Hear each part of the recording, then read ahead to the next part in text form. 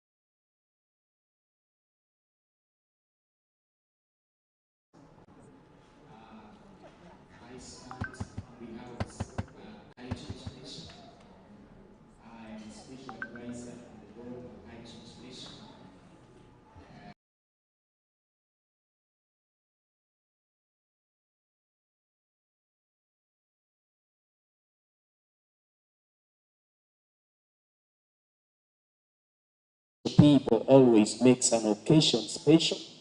And I want you to look at your neighbor who is next to you and say, you are very special. Thank you for making this day a special day. Yeah. Kisii people, I want to hear your voice. Tell your neighbor, thank you for making this day a special day. Awesome.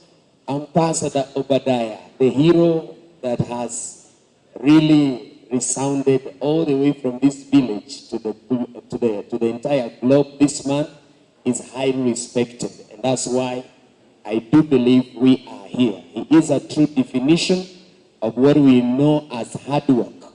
I have known him for some good time. I've worked with him in all the civility associated issues.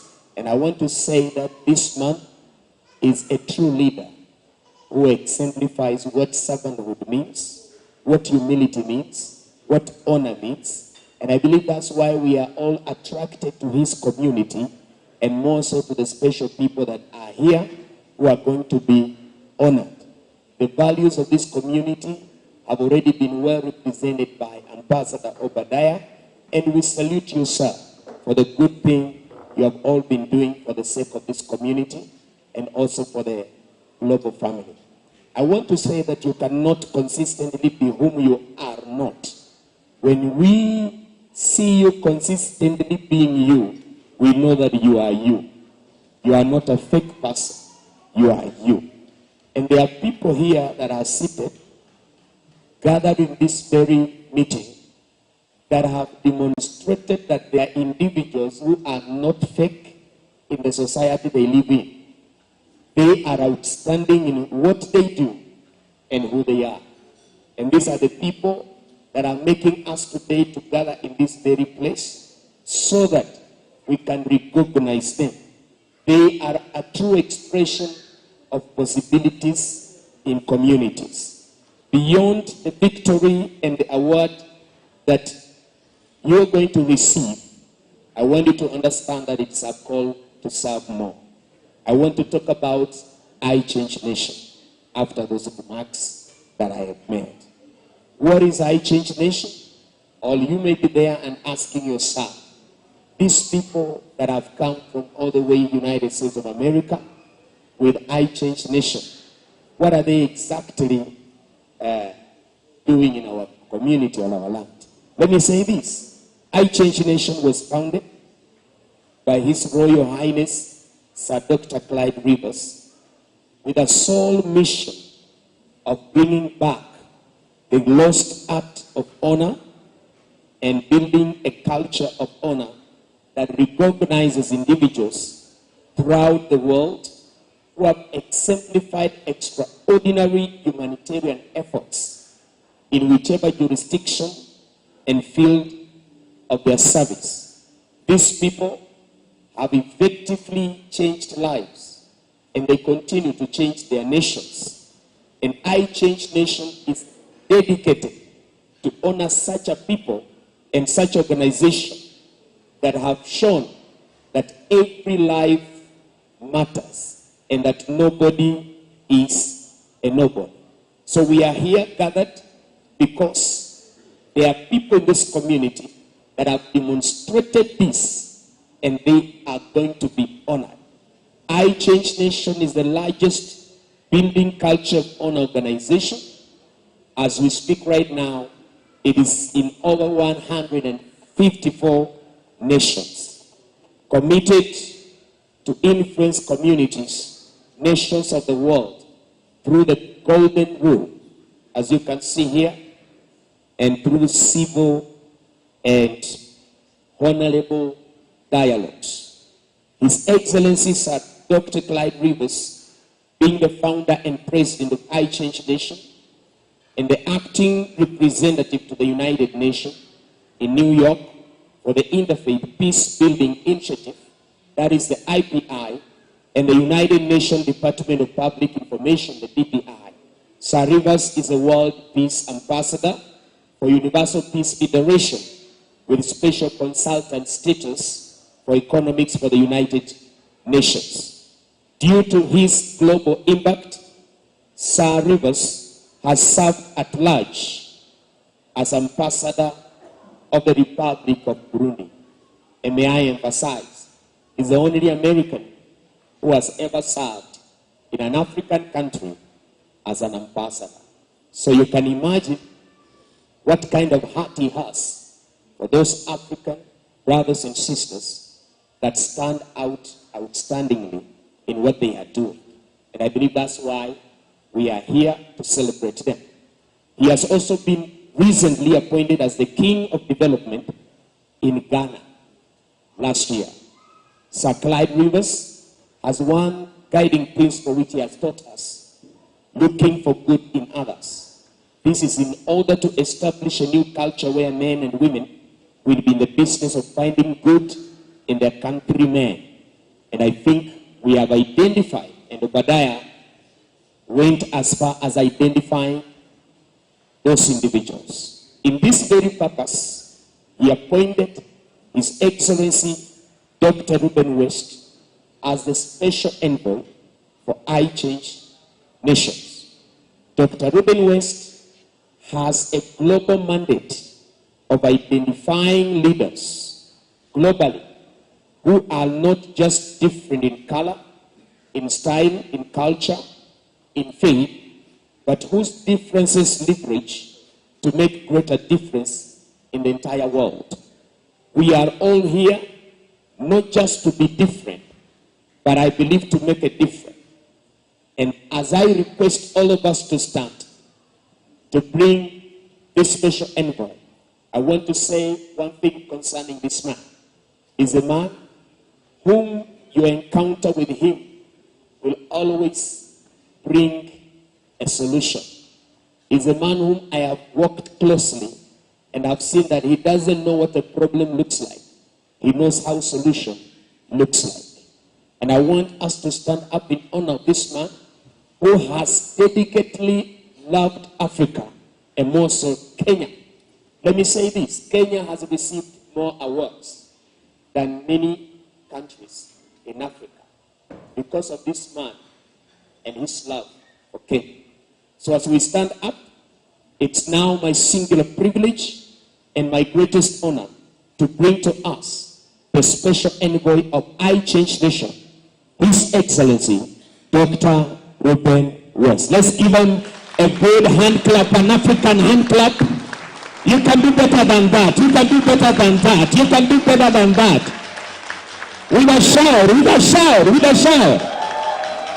All right. Thank you, sir. You may be, listen, you may be sitting there. Let me tell you something as I get started. Let me just tell you something as I get started. Clapping is free. Like, we're not going to charge you to clap. And in this room, we have some of the best in Kisii. And when we call them up, I want them to feel like you can appreciate the work that they put in. Can we do that? Yes. It's free. We're not going to charge you to clap. Now listen, I'm Dr. Reuben West from the United States. I brought my team here. I got to tell you about how we ended up here. I've gotten a chance to speak all over the world, Dubai, London, Oman, you name it. But every time I've gotten a chance to come to Kenya and I've come to Africa, Dominic has found a way to come be there. And when I came and I spoke in Nairobi, Dominic said, I want to be there with you. And then I had an event in Mombasa. I was a keynote speaker for the Global Women's Voice Conference. And I look in the audience, and Dominic was there. And before he came, he said, Dr. West, I want to be there with you. And then I spoke at the Kayua International University in Kampala, Uganda. And I looked up in the audience, and guess what? Dominic was there. He had called me ahead of time and said, Dr. West, I want to be there with you. And so when I talked to Dominic, and I said, Dominic, you know, Dr. Rivers has appointed you World Civility Ambassador. We want you to come to Nairobi, Kenya. We're going to have this big celebration for you in Nairobi, Kenya, because we want to honor you. And he was excited. But he said, Dr. West, listen, I appreciate that you want to bring me to Nairobi and honor me. But there's something I have to tell you. Kisii is my home. That's impressive. And he said, Dr. West, I promise you, if you come to Kisii, I will show you some of the best people you've ever met through your travels throughout the world. I'm not asking you to come to Kisii as a step down. I believe when you come to Kisii, you'll see these people as a step what? Up. He said, these are going to be a step up. And I said, Dominic, all I can do is take your word for it. When I was in Mombasa, you were there. When I was in Nairobi, you were there. When I was in Uganda, you were there. And if we're going to be in Kisii, guess what? I'm going to be there. And so I'm here in Kisii because Dominic had enough integrity to say, and this is unusual. You got to catch this. This is highly unusual for us to select somebody to be appointed World Civility Ambassador. Says, but Dr. West, there's other people in my community that deserve these awards. And so before we get started, I just want, please just stand up. Let's give him a round of applause.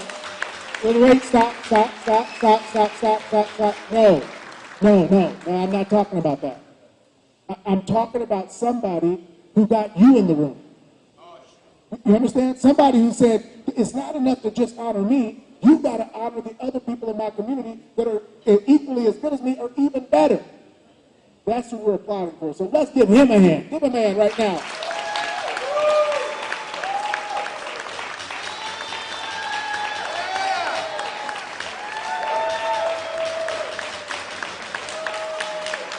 Thank you.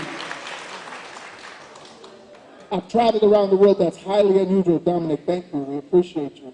And the people that you've honored and gave us the names, they appreciate you as well. I'm Dr. Reuben West. Let me tell you, it is an honor to be here in Kisii. We want to say thank you for the hospitality. We've been treated like royalty. To the traditional dancers, are they still over there? Thank you. I love it. I love it. I love it. Thank you. Thank you. They were ready too, you see? We get a chance to travel all over the world and honor people. We've honored presidents, first ladies, prime ministers. And one of the things we realize is we can never lower the bar. And we don't give out honor because of title. We give out honor because of work. And when I went through the bios of the people that were submitted by this team that you saw standing here, they were tremendous.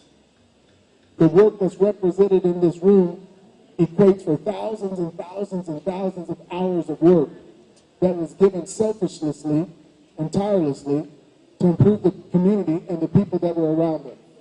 And so I salute you all. Now, because of the time constraints that we have, here's how this is going to work. I have several of my colleagues from the United States. I'm going to call them up one at a time.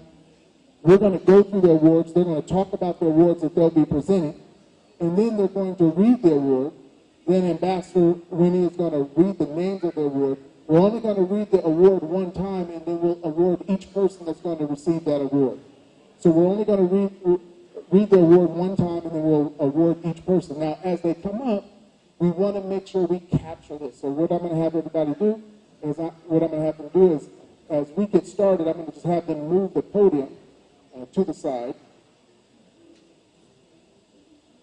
Right over there. Perfect. And so the award recipient, when they call you up, we're going to stand there with myself and others. That way they get perfect shots right with the background. Now, again, we'll have a chance to come back up afterwards and capture pictures, but we want to make sure we get these shots as the individuals come up. Again, I want to congratulate each and every person that's going to be honored here tonight. You're so deserving, and on behalf of Ambassador Dr. Clyde Rivers, he sends his regards and congratulations to these individuals that are going to be awarded here tonight. So the first individual that I'm going to call up is Dr. Reuben West. She's going to be presenting the Youth Add Value Award, and then right after her, Barbara H. Smith from the United States is going to be presenting the Women Add Value Award. I'm just going to ask my team to come up so that as we take these pictures, we'll already be on the stage.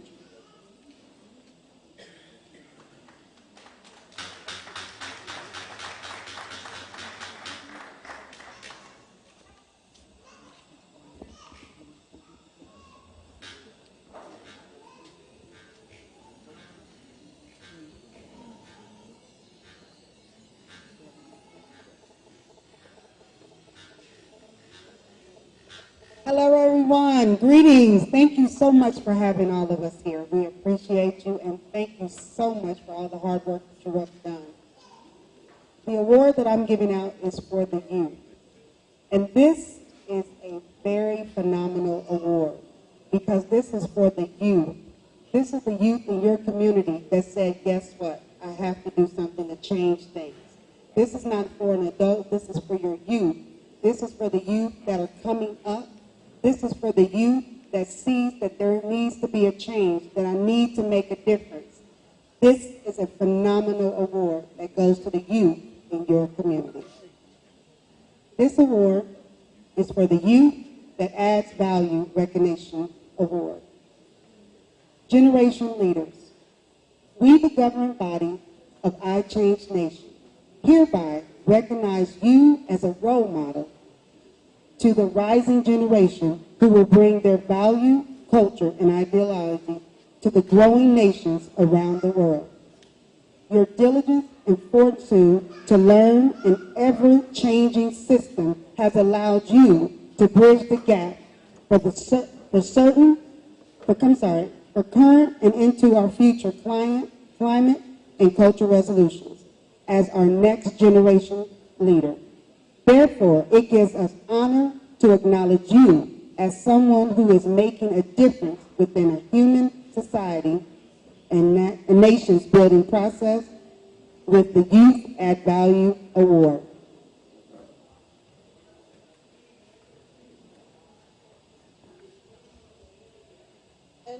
award goes to Lillian Bonarelli Masiva.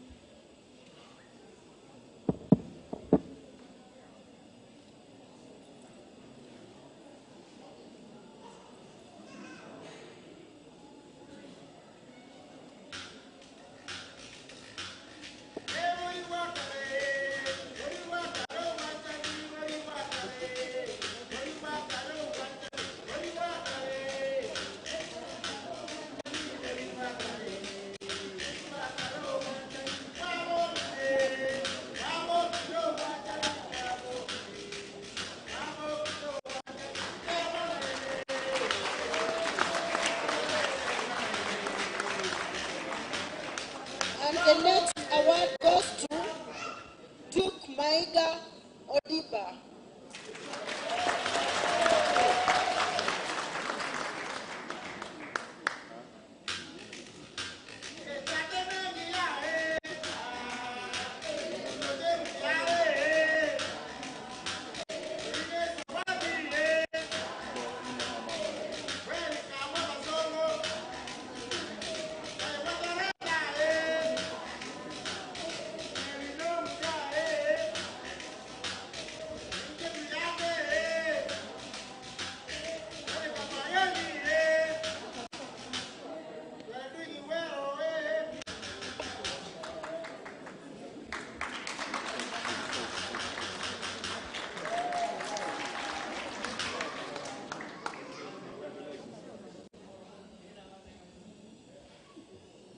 I just want to tell everyone that if you have an angle to look up there, you'll see their bio up there. You'll see some additional information. Because we took some time getting started, we had to adjust the program a bit, but there is some information that will be shared up there on the screen. Great Rising. It is so good to be here in Africa, in Kenya, in Kisii with you. This award talks about women who add value.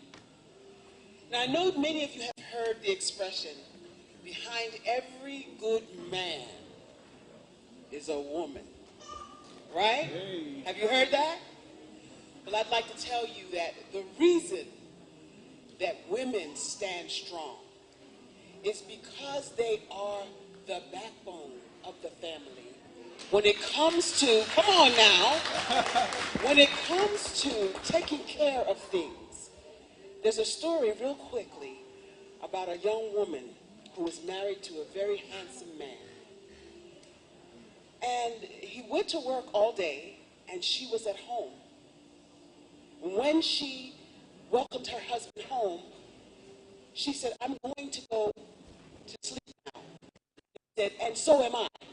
Immediately, the man got up from the table and went to bed. And the woman said, "I'm coming to bed now." But before she went to bed, she washed the clothes. Before she went to bed, she read the bedtime story to the children. Before she went to bed, she swept the floor. Before she went to bed, she packed the lunches. Why? Because women add value. And we, the governing body of I Change Nations and the Human Rights Global Congress, hereby recognize your efforts and contribution to our society, claiming equity to all women, adding value to our homes, families, governments, and workplaces. Therefore, it gives us great honor to acknowledge you as someone who is making a difference within the nation-building process with the Women Add Value Award. And this award goes to Magdalene Gesare Magagi.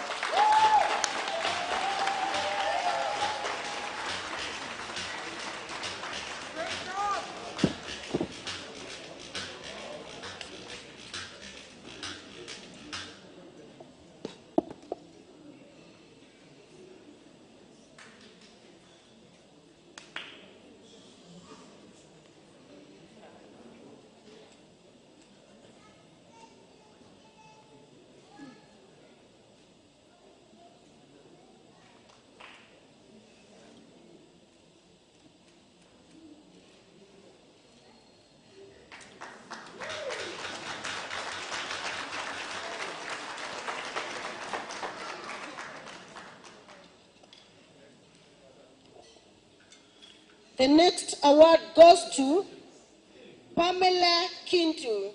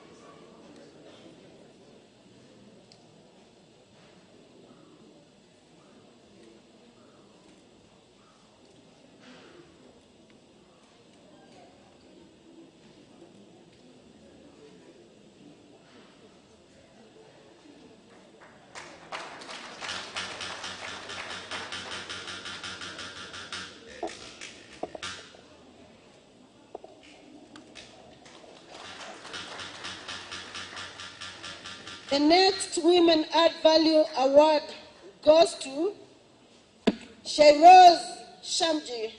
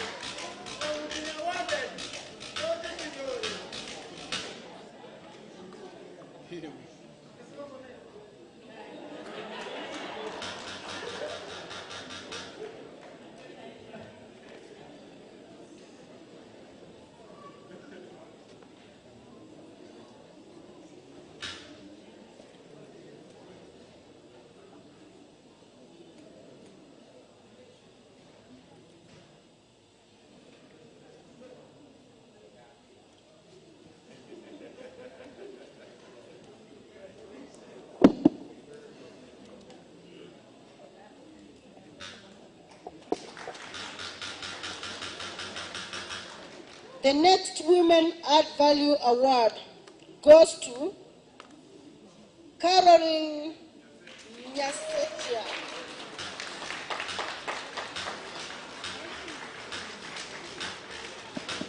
If it was you, you'd clap a little better than that. If it was your award, you'd clap a little more than that.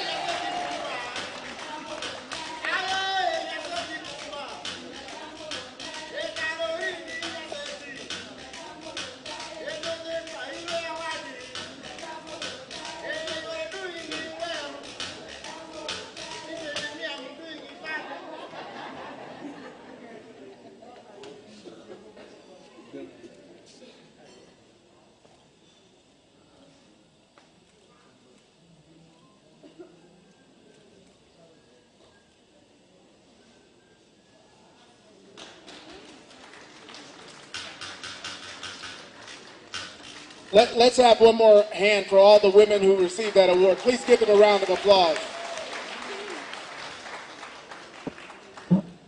Now, I have to introduce someone special to you. This is my son, Robinson West.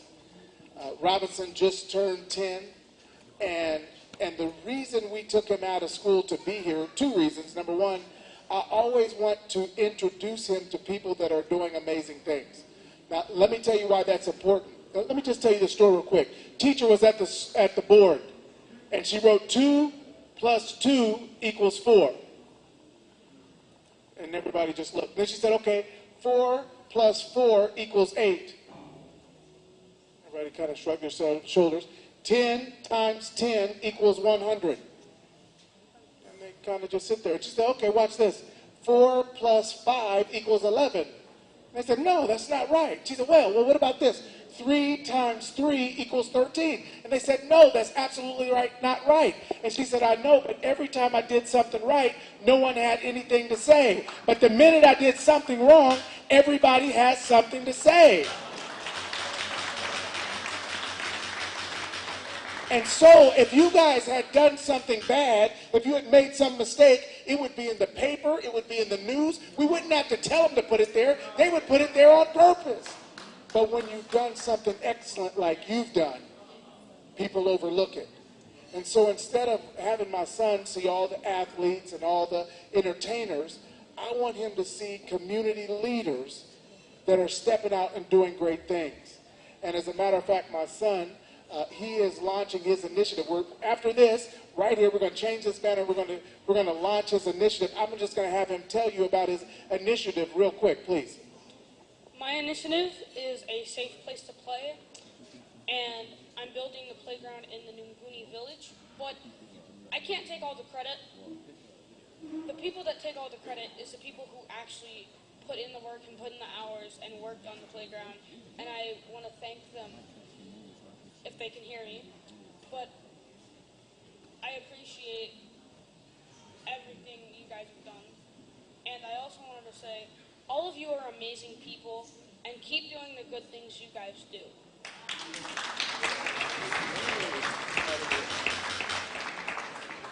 So if you're around afterwards, you're certainly welcome to participate, but he's building a playground in the Nunguni village. He does these modeling contests, and he decided to use the money that he's winning to build this playground. We got a chance to visit the village. It was amazing, and he was inspired. So I always like bringing him around people of your caliber. The next award we're going to give is going to be given out by Dr. Michael Freeland from Lawrence, Kansas in the United States.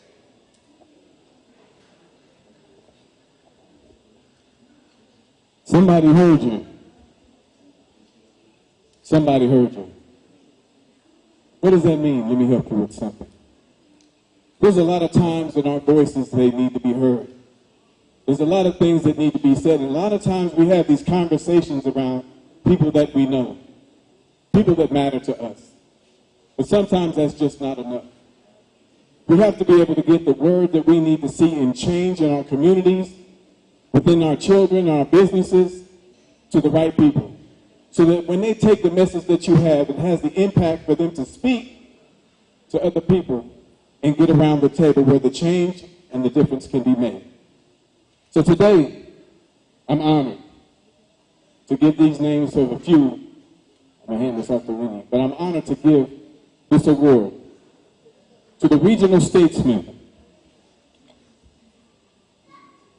And it reads as such: we, the governing body of I Change Nations, hereby acknowledge exemplary work within the state building process.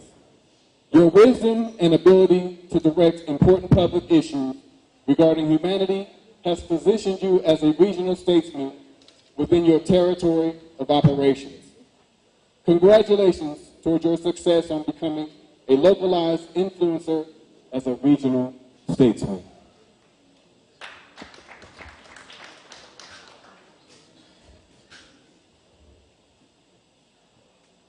And this award goes to James Matungura.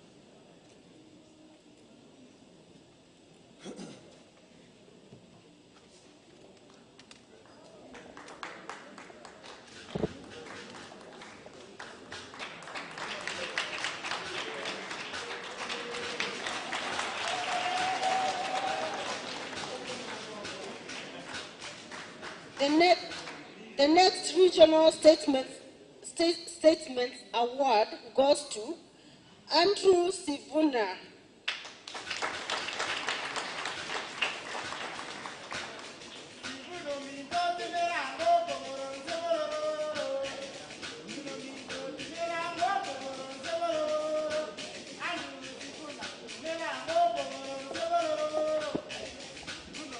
Is Andrew there? Kenya. It's on its way? All right, let's go to the next. And the next one goes to Haron Kamau Moda.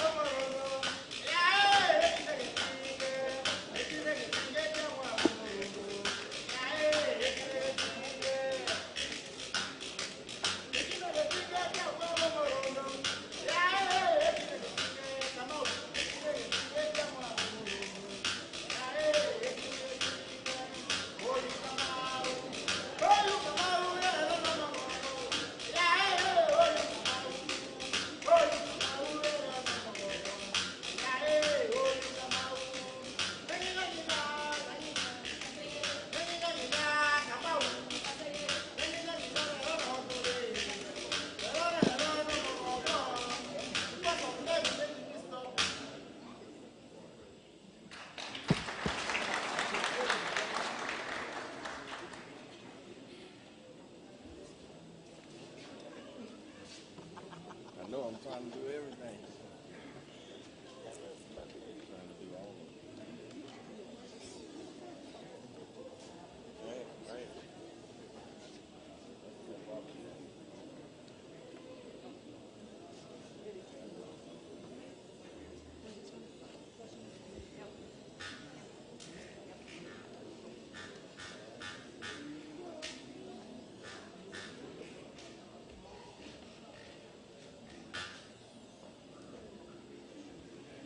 Now, we're going to stay quiet for the whole night, and we might as well go home.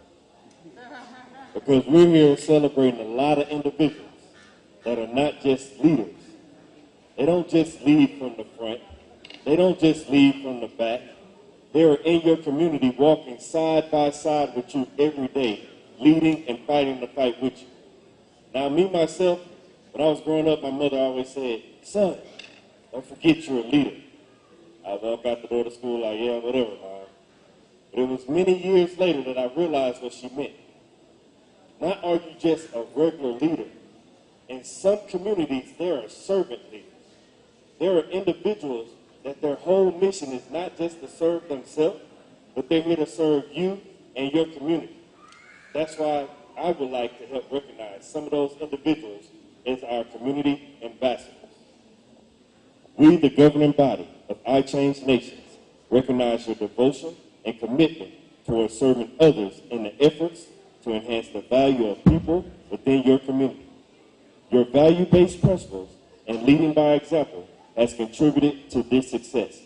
Therefore, it gives us great honor to commission you as community ambassador.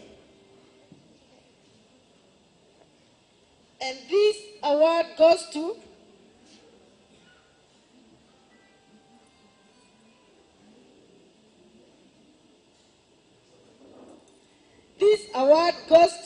Mwikali Kiema.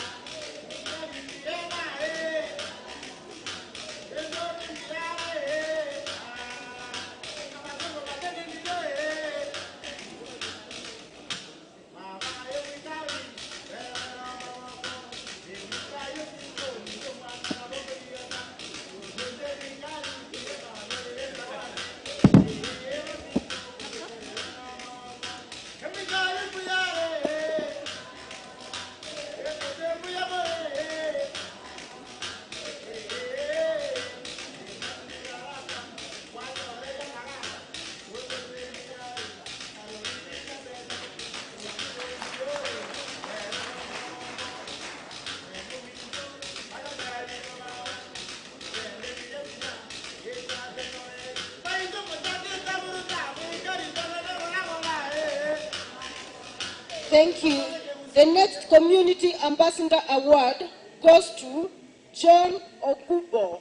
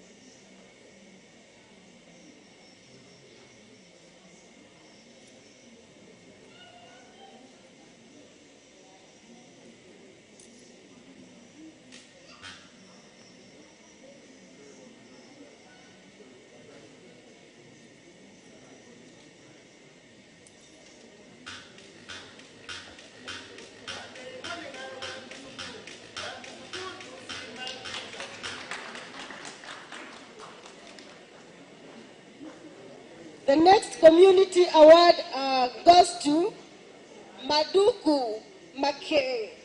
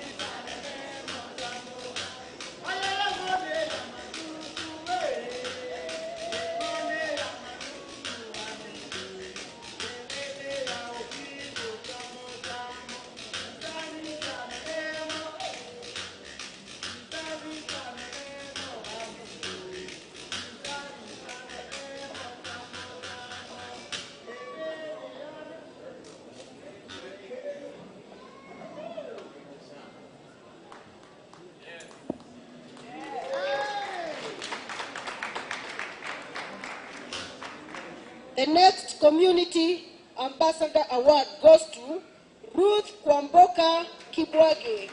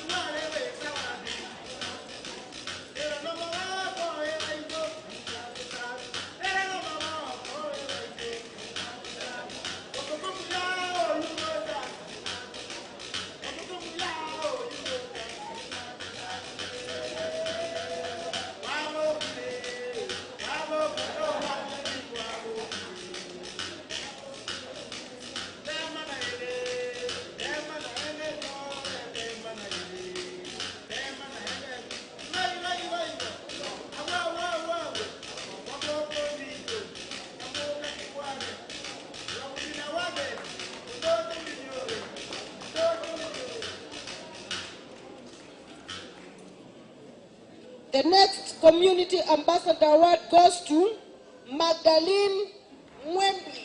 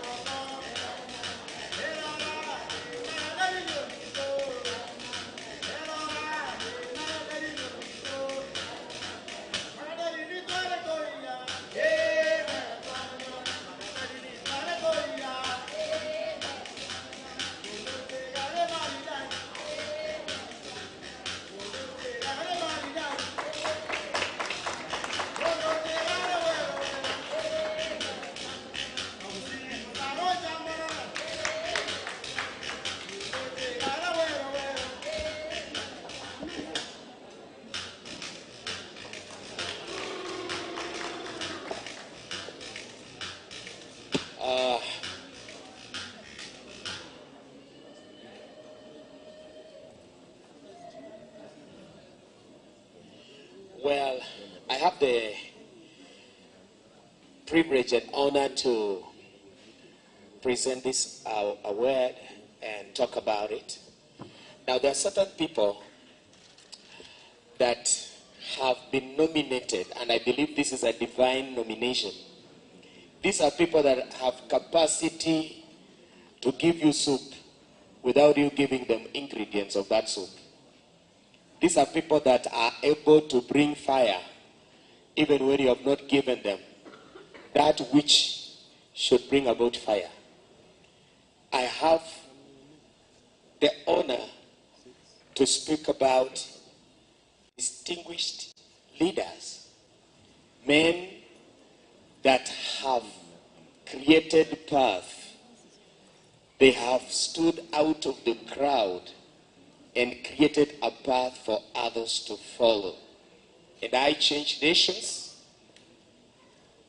is honored to bring an award called Distinguished Leadership Recognition. It is presented to these people this day.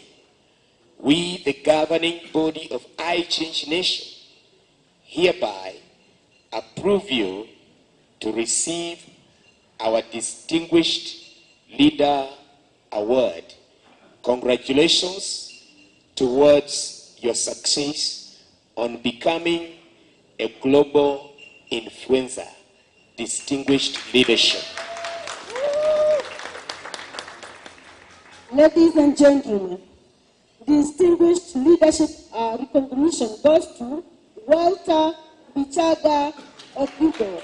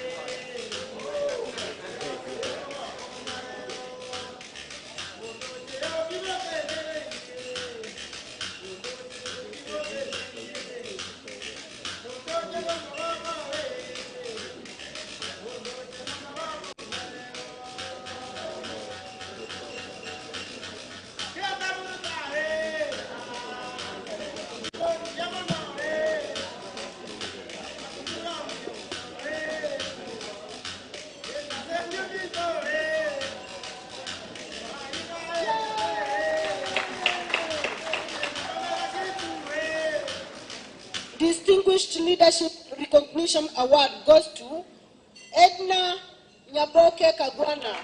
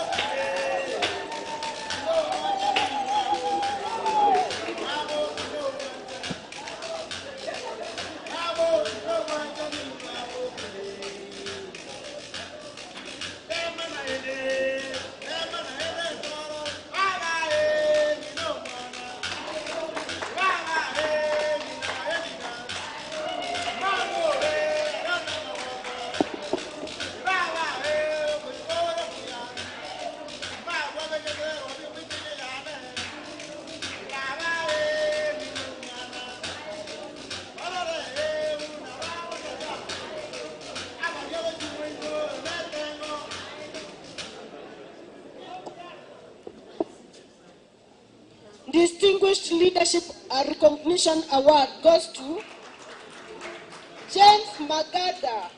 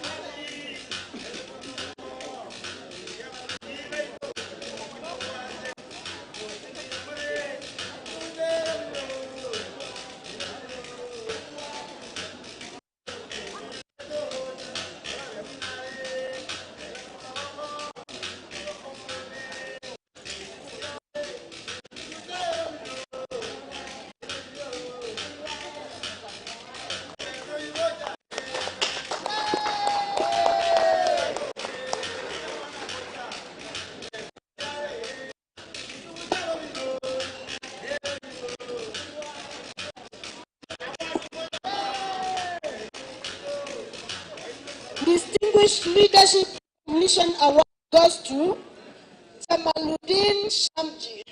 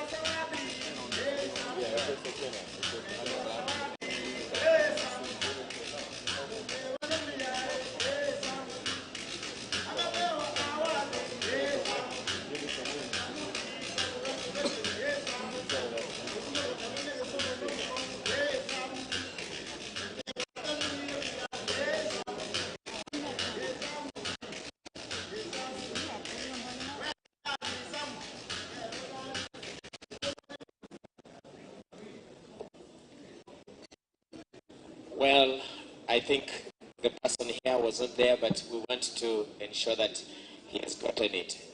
The Regional Statesman Award presented to Andrew Sifuna. Andrew Sifuna. Andrew Sifuna. Let's give him a hand of congratulations, Andrew Sifuna.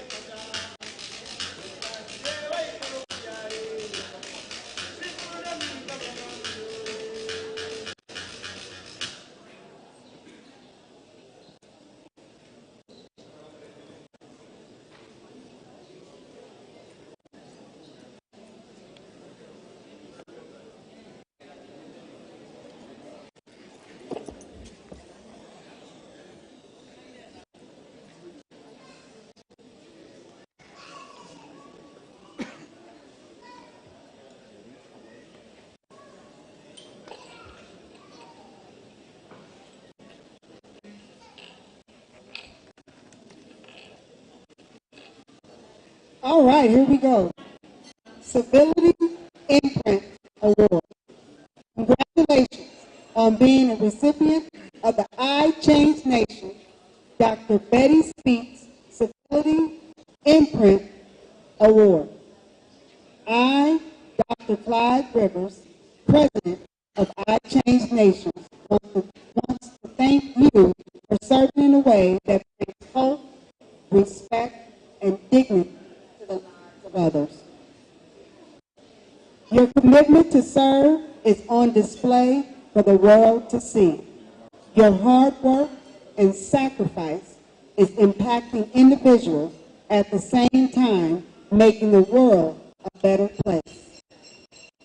You have demonstrated countless selfless acts that serve as a seed planted in fertile soil, and because of your action, the world stands to reap a tremendous harvest. Therefore, it gives us great honor to present you with the I Change Nation, Dr. Betty Speaks Civility Imprint Award.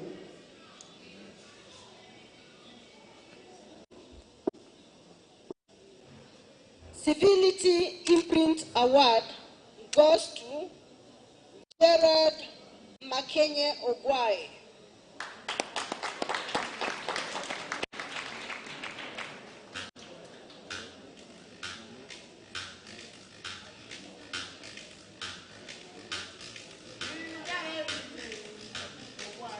We go next. Civility Imprint Award goes to Alfayo Ogaba.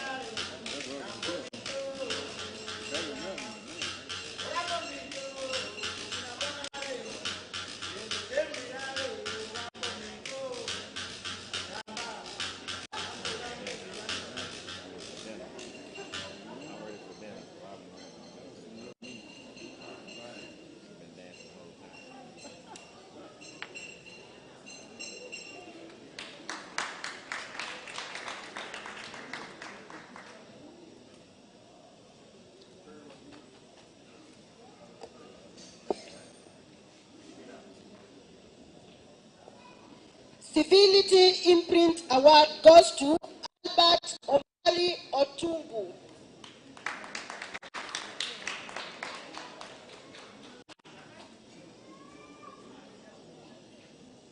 We go next.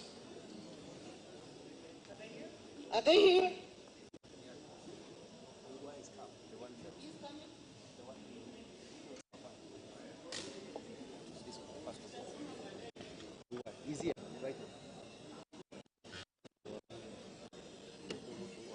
Civility Imprint Award goes to Lynette Moruri.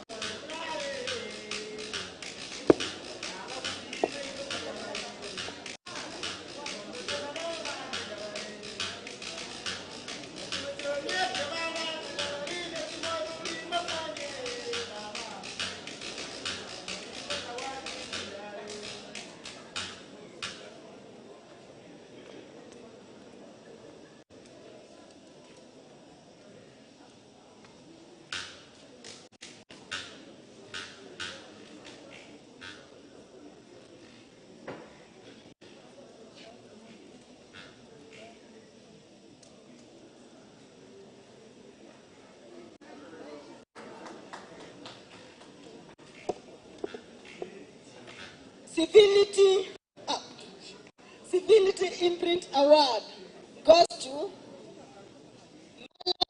Nyakoyo.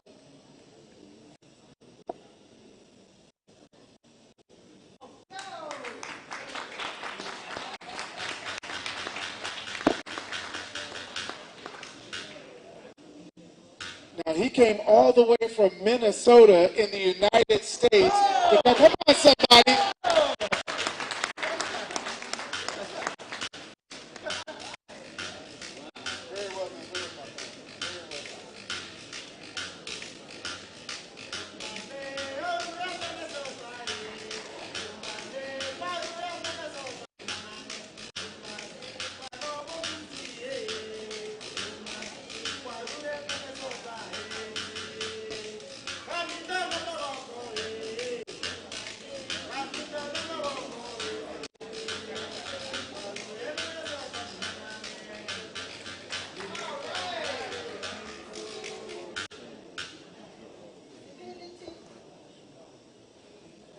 Civility Imprint Award goes to Edna Mora Horina.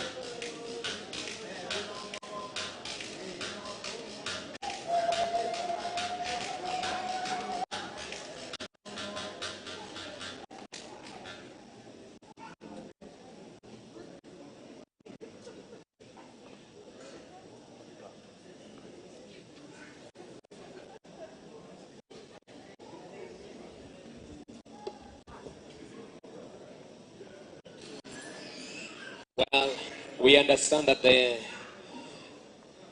person has come. Civility Imprint Award. Congratulations, Jared Mekenye Ongwai. Let's celebrate him as he comes.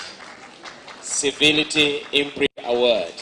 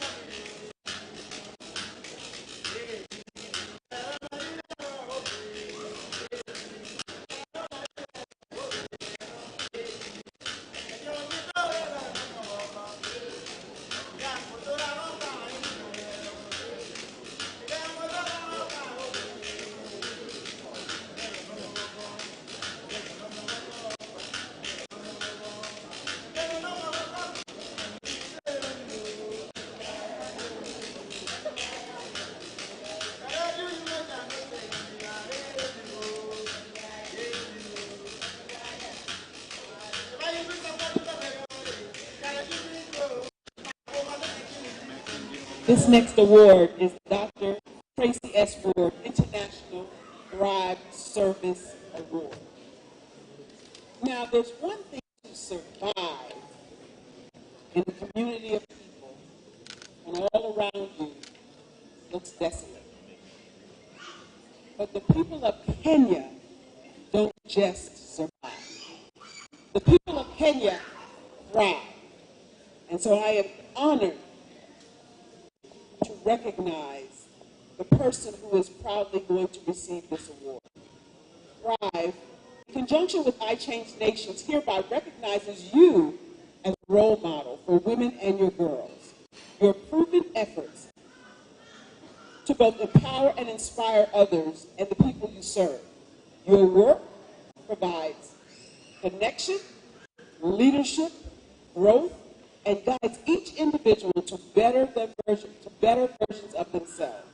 Your exemplary attitude is worth recognition and acknowledgement. Therefore, it is a great honor to present you with the Dr. Tracy S. Ford International Thrive Service Award. Thrive Service Award goes to Lynette Kwamboka Momani.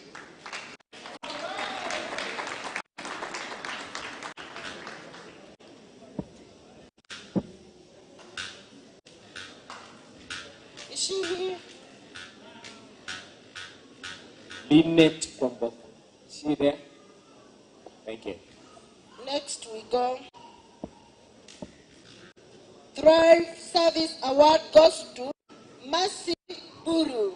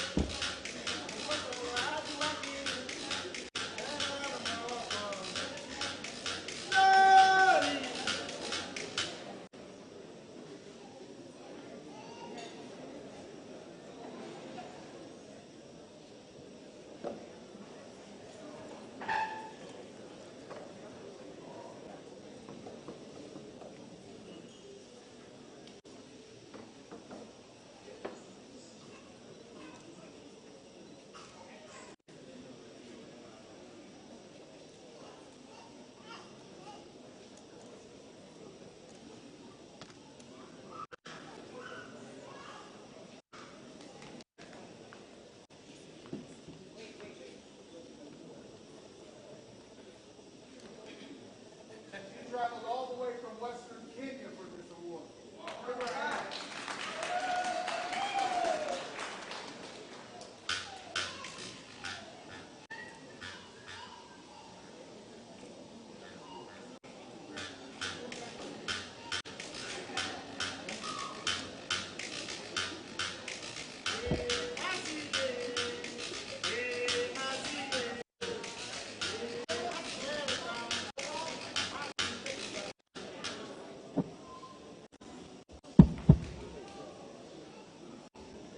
Thrive Service Award goes to Maxine McKenna Bogoli.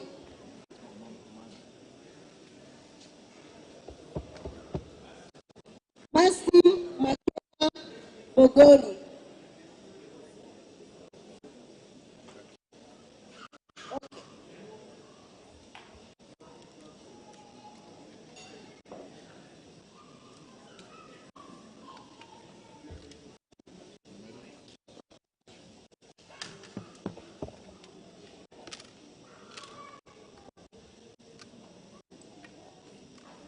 This next award is important because even though we have so many things that happen in life, there's always that one person that seems to make the difference. From the sacrifices, from the hard work, from the timeless nights, from the benefits of seeing family raised and to see people succeed. It's important for so many reasons, because for all the reasons that they cannot be seen, this is a great opportunity for them to be known. Today I present the Susan Maxine Gibson Regional Messenger of Hope Award. Congratulations on being a recipient of the I Change Nations Susan Maxine Gibson Regional Messenger of Hope Award. We want to thank you for being a constant voice of inspiration, encouraging others to reach beyond their current circumstances and to believe in new possibilities for their future. You are being recognized not because of a single act, but rather your consistent sacrifice, sincere effort, and unwavering determination to improve the lives of others. Thank you for being a true servant who will leave the world better than you found it, who never fails to look for the best in others and is dedicated to giving the best of yourself. It is a great, great honor to bestow upon you the I Change Nations Susan Maxine Gibson Regional Messenger of Hope Award. And this award goes to Francis Cole.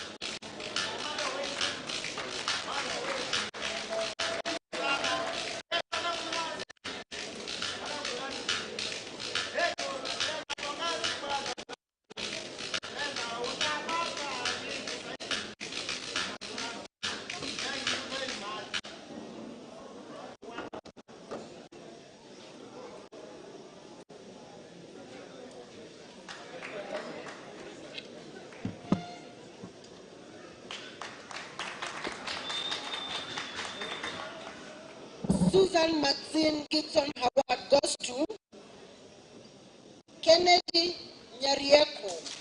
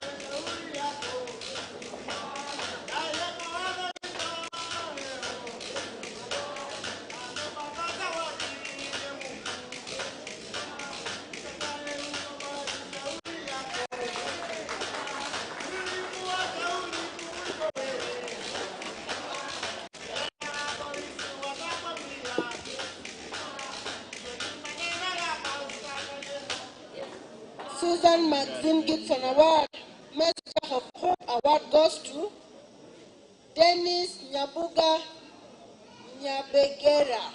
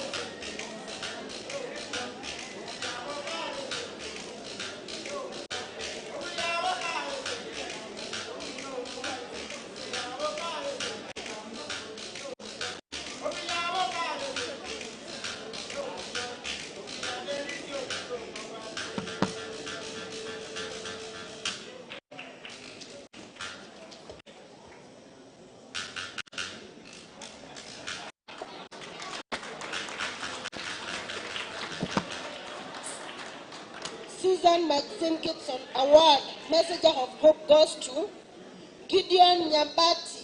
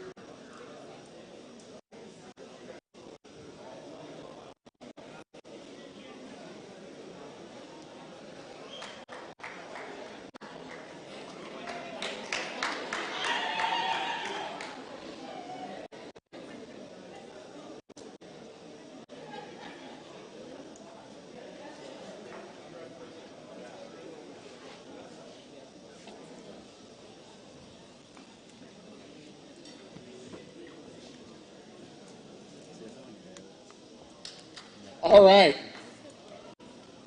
I'm excited to present this award. Dr. Clyde Rivers named this award after me. I got a chance to go to Burundi, meet with the president before he passed, meet his wife, Denise Nkurunziza.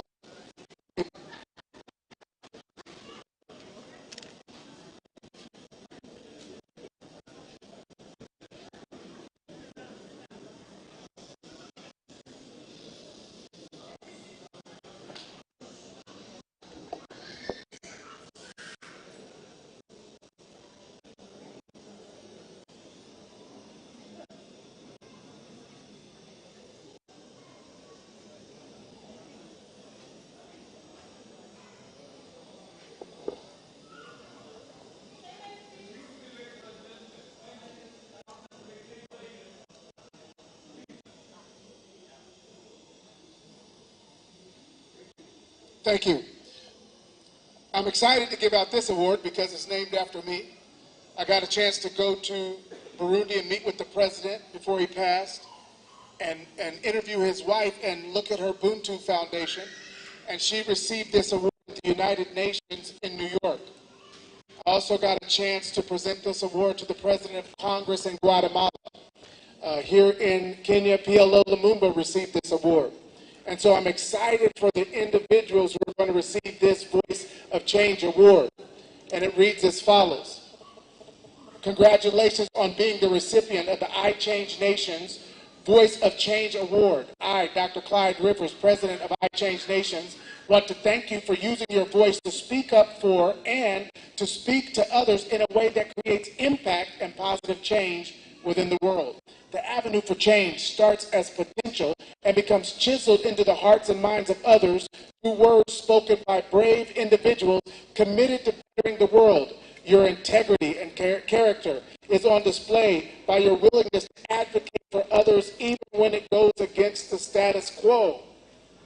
It is a great honor to bestow upon you the I Change Nations Reuben M. West Voice of Change Award, issued February 26, 2022 in the United States of America, signed by myself and Dr. Clyde Rivers.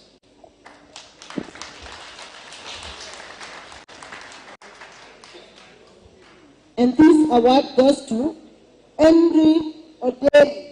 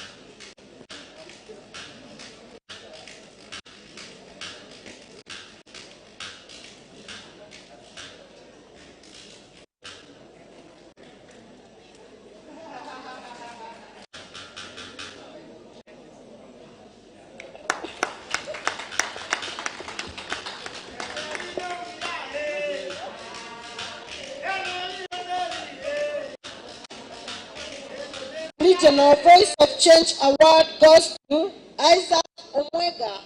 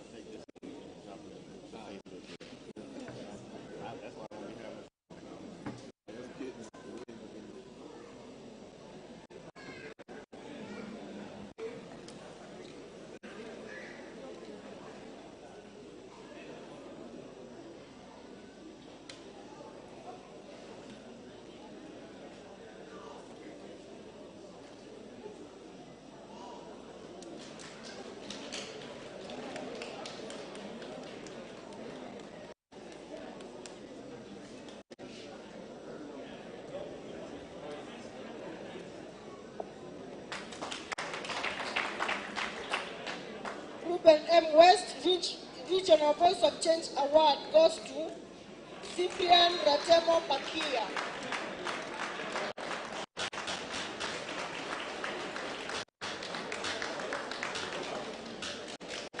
Cyprian Ratemo Pakia.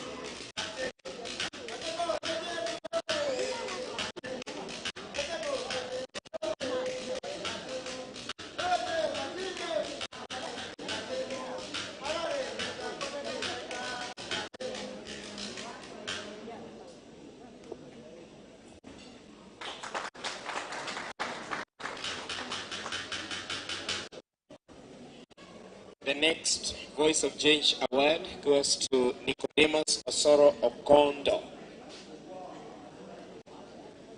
Nicodemus Osoro Okondo. Yuko wapi? All right. The Reuben M. West Voice of Change Award next goes to Crispin Otieno.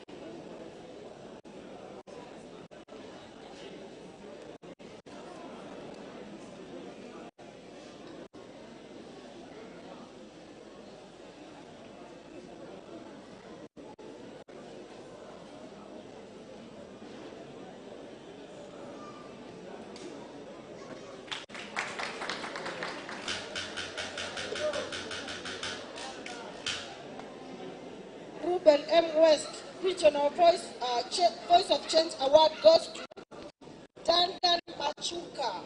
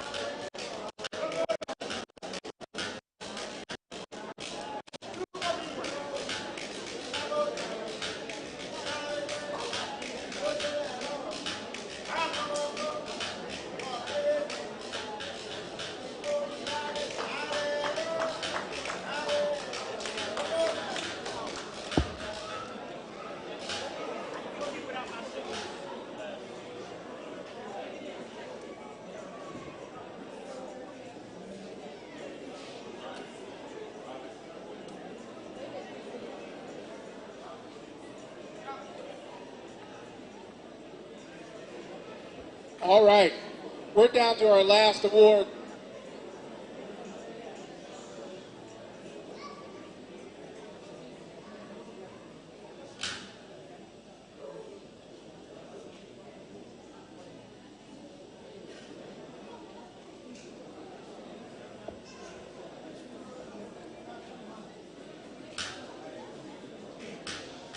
Can I have your attention, please? Tunyamaze, tunyamaze.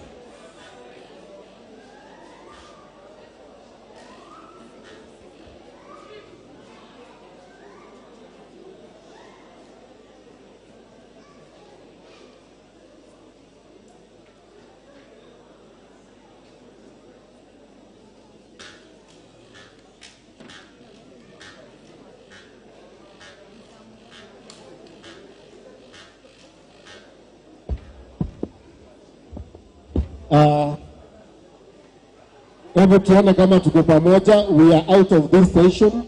Mpaka bagani bandu bamesanga. What is happening? If you can see me, say hi. If you see my hand, say ICN. Say like you mean it, like you are screaming. Say ICN. Please attention. Attention for the last award. Thank you very much. Thank you.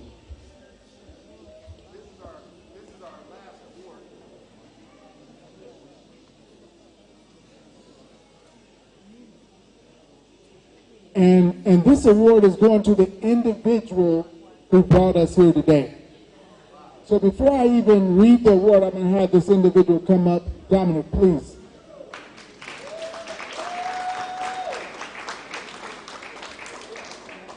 If you received an award today,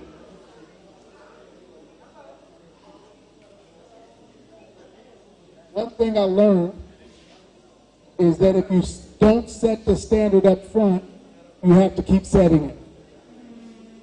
And so my standard is, if I'm going to travel from the United States to present these awards, I'm going to ask that you listen.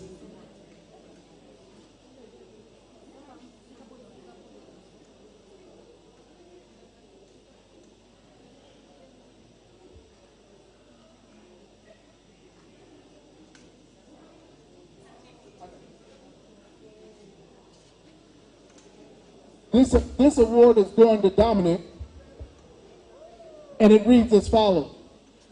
I Change Nation World Civility Award. I Change Nations appoint Dominic Obadiah as a World Civility Ambassador. We, the governing body of I Change Nations, hereby acknowledge your global contribution in support of civil discourse through the nation-building process. We recognize you as a national leader with cross-cultural readiness, allowing us to stand for justice and peace through civil dialogue. Therefore, everybody stand to your feet, please. Everybody stand to your feet, please. Therefore, it gives us great honor to appoint you into our Golden Rule Network as a World Civility Ambassador. Give it up.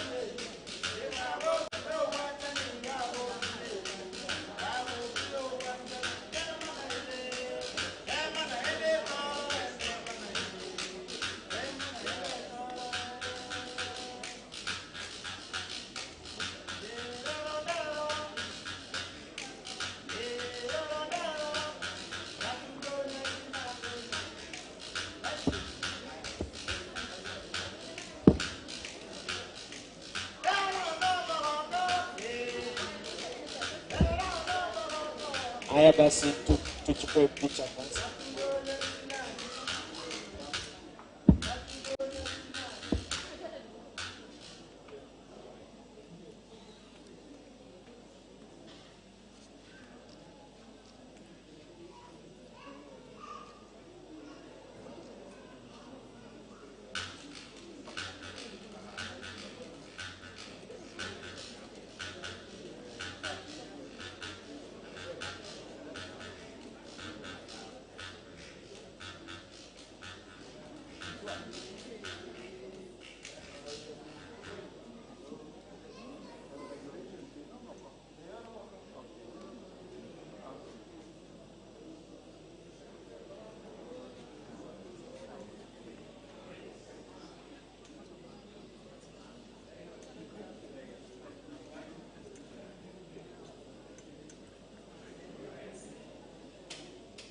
How about a hand for our newest World Civility Ambassador?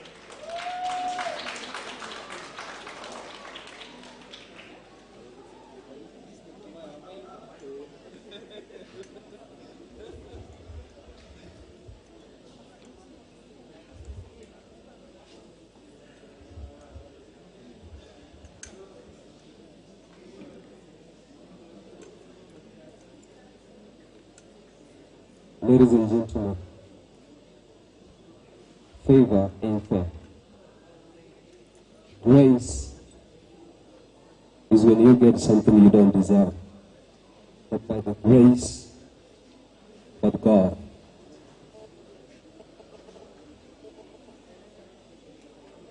I've been serving humanity for the last 8 years, going to the villages, reaching out to the voiceless, giving them food, helping build the houses for children that don't have parents, helping raise school fees for those who don't have a voice.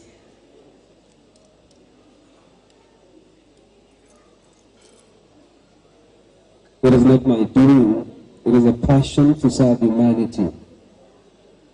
It is a calling. Sometimes I want to quit, but I hear a voice inside me telling me, you can do it again, Dominic. I've served here in Kenya. I've served in Nyamira, Kisii, Western Kenya, Butere. I've served in Masai Mara. I've served in Tanzania, Moshi, Machame. I've served in Uganda. I've served in West Africa, Tamale, Cote d'Ivoire, and other countries as well. But the most important thing, we can all touch someone's life.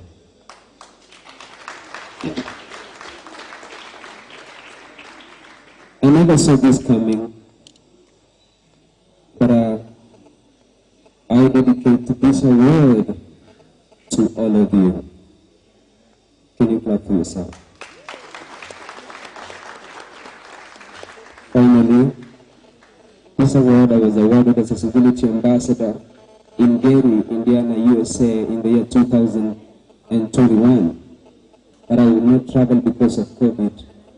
So I asked Dr. Reuben West and Sir Clyde Rivers if they can consider awarding me in Kisii, where I was born. Not many people know me here, but I love serving. So I requested them to come to award me, and they said yes. Guess what I did? I reached out to a few individuals that I know and asked them to help me identify organizations and individuals that are doing so better than me so that we can be awarded. That is why we're in this house today.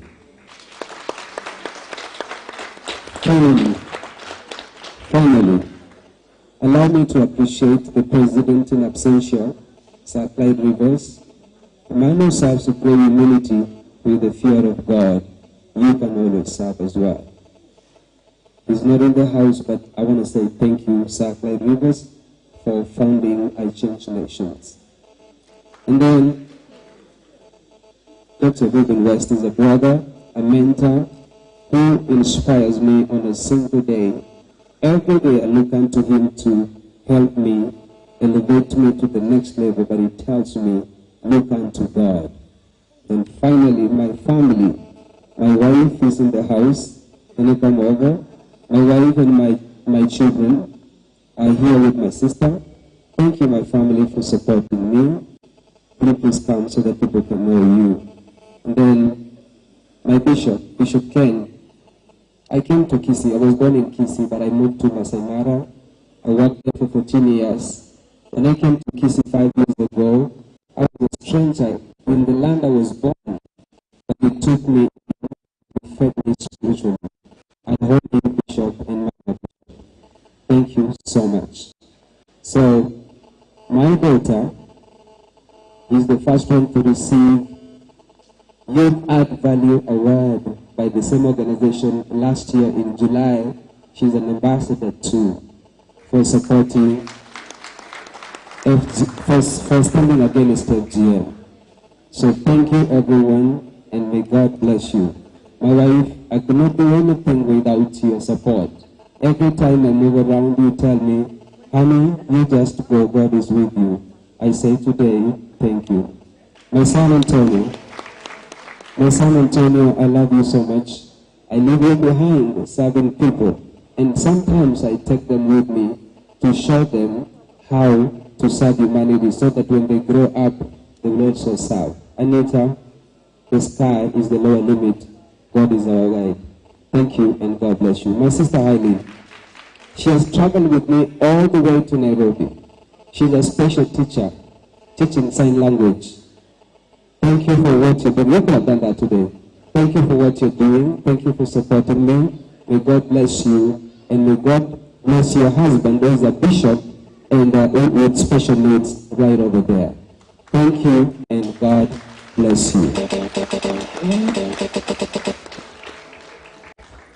Asante sana. If you know you have received any award from I Change Nation today, we request you to come here in front. We want to have a corporate photo taking. So just carry your award with you, all the recipients. Congratulations. We will have several lines. Those of us who are tall, I think, should be. Okay, Bishop, come on top. Yeah, let's have line. First line here. Yes, good. Yeah. And others come on top.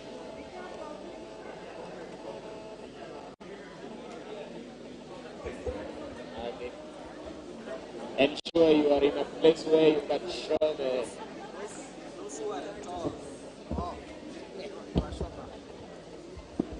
As you organize yourselves, I want you to dedicate this song to you guys. My DJ, there's a new song there. This is your song as you arrange yourself. Kama wewe ni mrefu, be at the back. Make sure you are aware the shown about. Dr. Mary, here's your word. Yeah, that is your song. We also thank God for that. Now, this is going to be we can bless them like this. Amen. Everything you touch your hands, go work. Everything you put your hand, go work. Your name go open doors. You said go be a boss. Amen. Amen. Amen. Everything you put your hand, go work. Your name go open doors. You can move for the benefits. Amen. Amen. Every hustler getting paid. Where the hustle go come the pay. And when you give us money, bless them like this. Amen.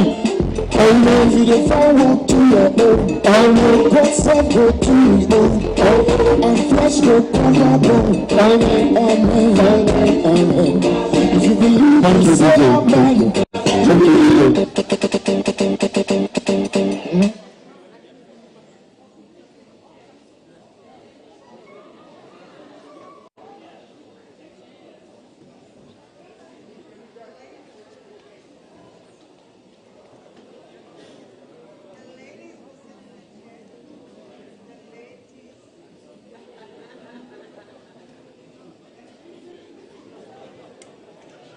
Alafu tafadhali mnaombwa, you are requested, but the event organizers have hired high-end photographers.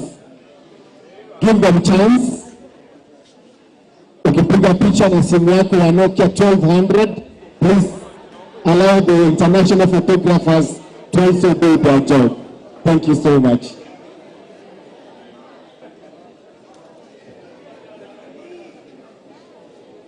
Please, naomba wale wenye tumesimama na picha, simu za alumini tusonge nyuma, tupewe wapiga picha nafasi. If you are not allowed to take that photo, move back. Allow the rest to also have a watch. Allow them to have a view.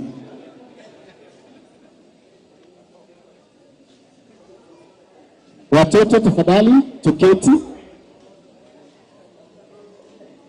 Hebu tuwapigeni makofi tafadhali. These are the people who made us be here. Tuwapigeni makofi mzuri, 1, 2, 3. Thank you very much, and congratulations for changing the nation.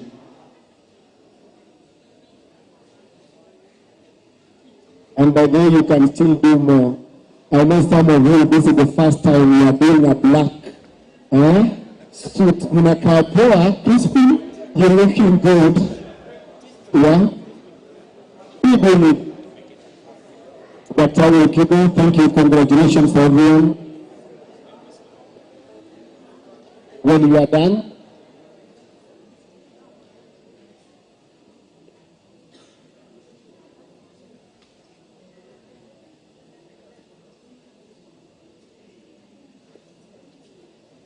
you can be a winner tomorrow, so celebrate them today for your chance to come.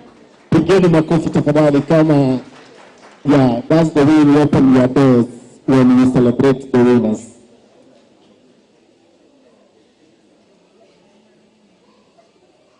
We also appreciate when you are in juu ya hii siku. You spent your money to make sure you look nice. Congratulations and thank you for coming. Full gear. Commissioner Kouri, awesome, looking sharp. Congratulations.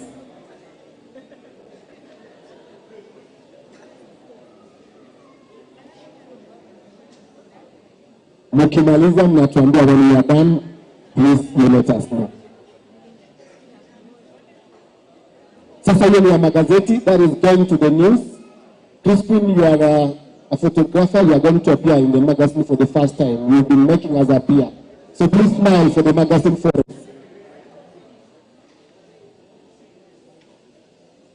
Sema, sure.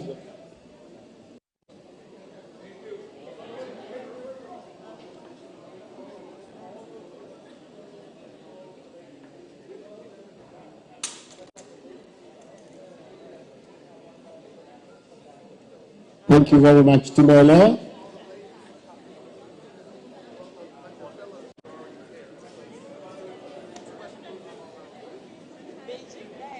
ladies, give.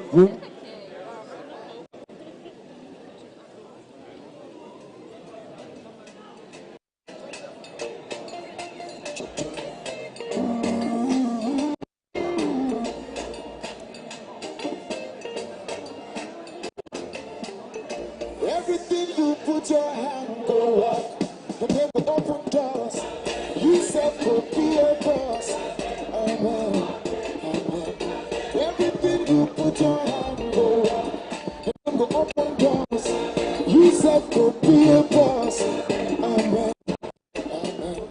Every hustler getting paid.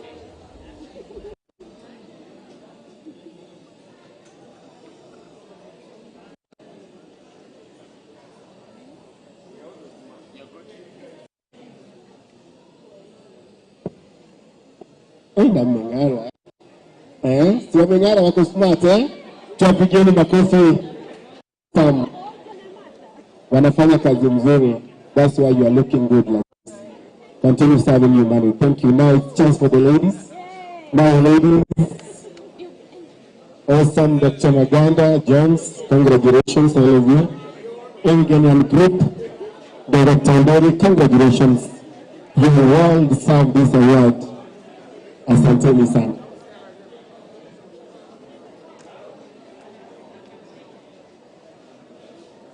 Tazama band, be on standby. Tazama band. Congratulations. Hey, how beautiful you are tonight. You are looking amazing. Sindio, let's appreciate our ladies who are doing an amazing job. For a woman to find time, go work for Safari. You deserve that award. Safari. Apigeni makofi tafadhali wangu hawa, you are making sharp all of you. Smile nazo. Za mwisho. Thank you. Asante sana. When you are done, my able team.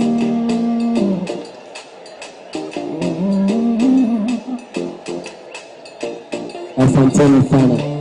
I want to invite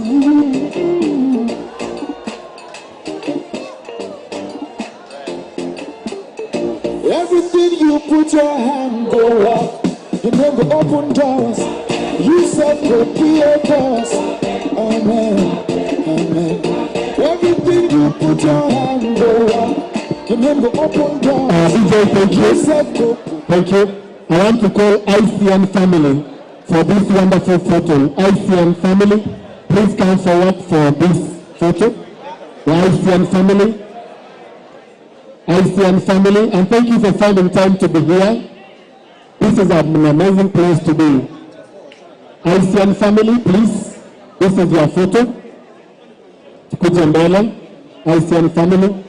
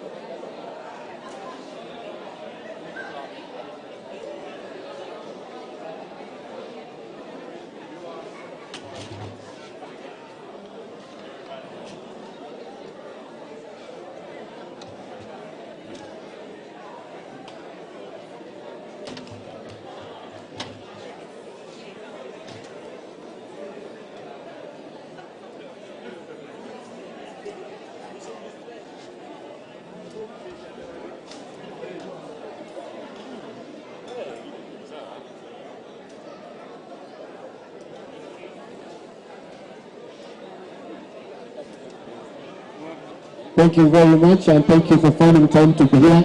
Congratulations, young man. You will win many awards. Thank you so much.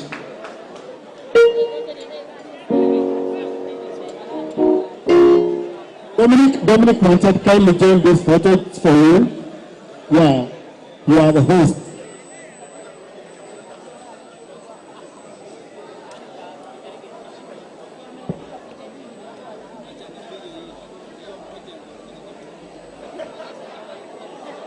Daktari.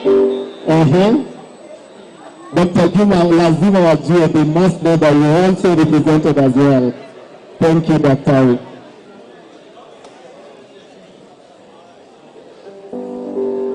Thank you so much, and thank you for making sure that your smiles match.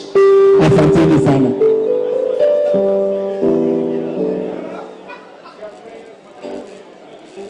Thank you. Before tuwakaribishe wageni wetu, I want to invite Daktari Juma Nation to make a remark on behalf of ISEN. Tafadhali karibu.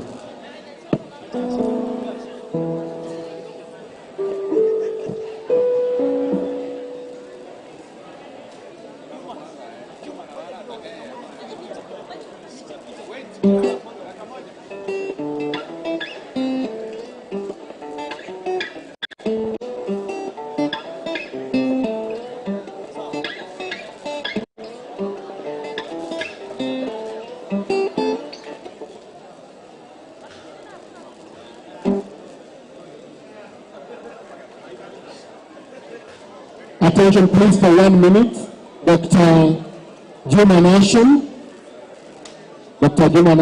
to make a remark on behalf of ISEN. Welcome, sir. Okay.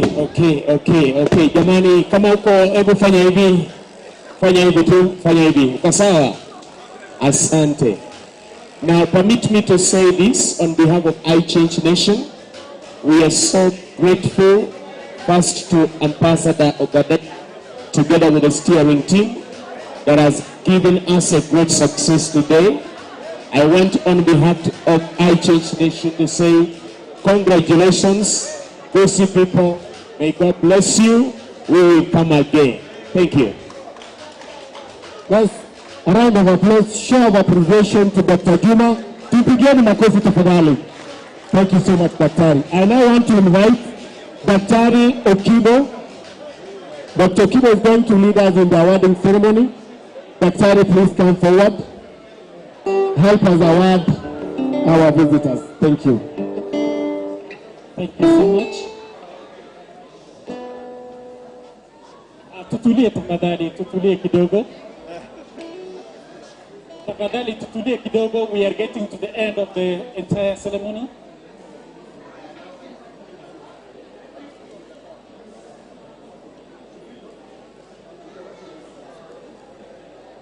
I request Dominic to come and join me. Tafadhali wale wenye mko nyuma. Thank you so much.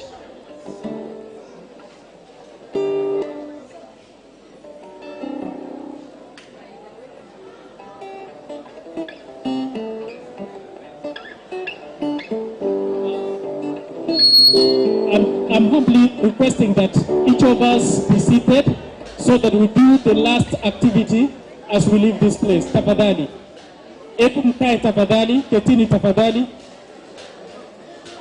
Ketini tafadhali.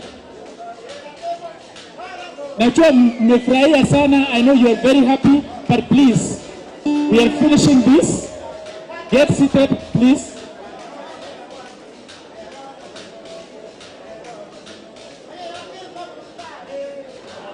Now, excuse me, tafadhali, Obokano, tafadhali, epu tulia,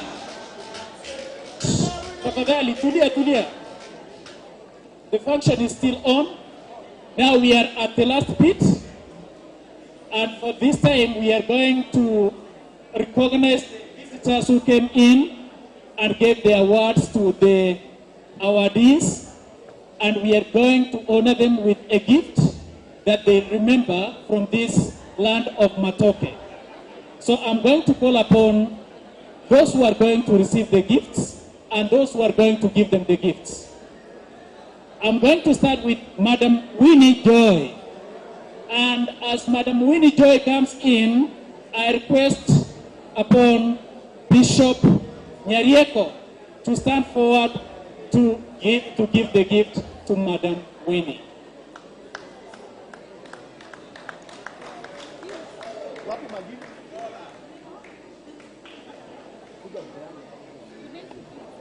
Karibu Bishop.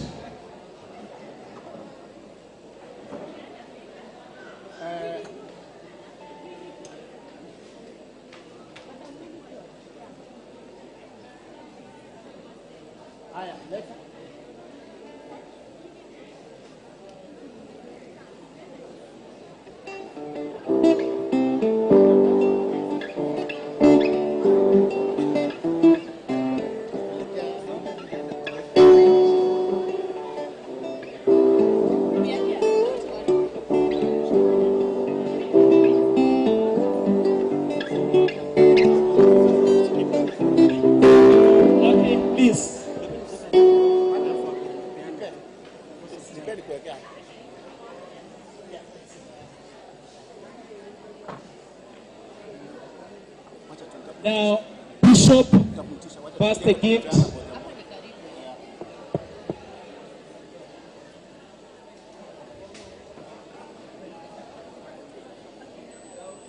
This gift is made of soapstone from Kisii, and as you can see, it is a bond, and this shows the great love that the team has for us and the entire nation, and the entire world. Let us appreciate them by a clap. Thank you. Next, I call upon Billy, and is going to be presented the gift by Madam Magdalene Mwebi. Billy.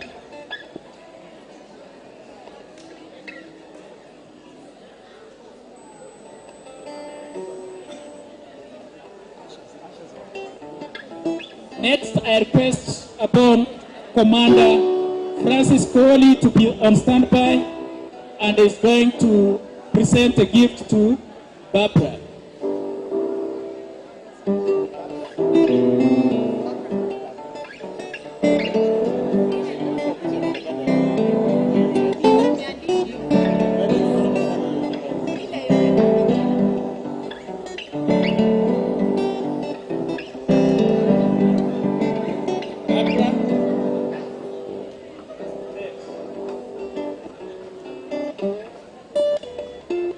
Commander Corey, please. You must.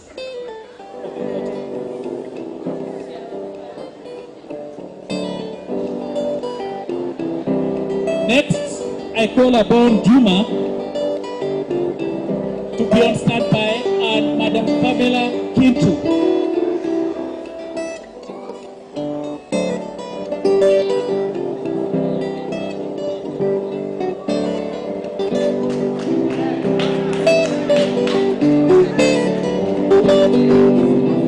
Thank you. Makofi tafadhali. Makofi. Thank you. Madam Pamela.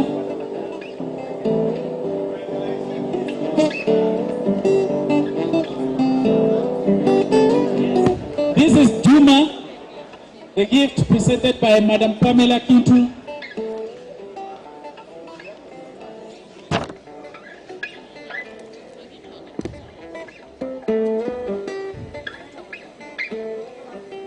Next, I call upon Godfrey, who has been doing a great job. Godfrey.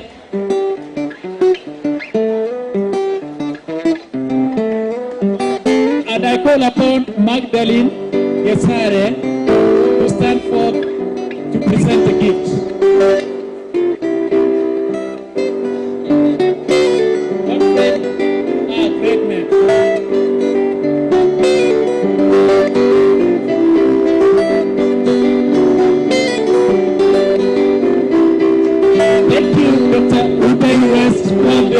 Good job you are doing, practicing the work of Ghana Godfrey.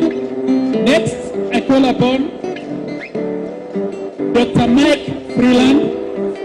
Dr. Mike Freeland, and the gift will be presented by Caroline Nyasset.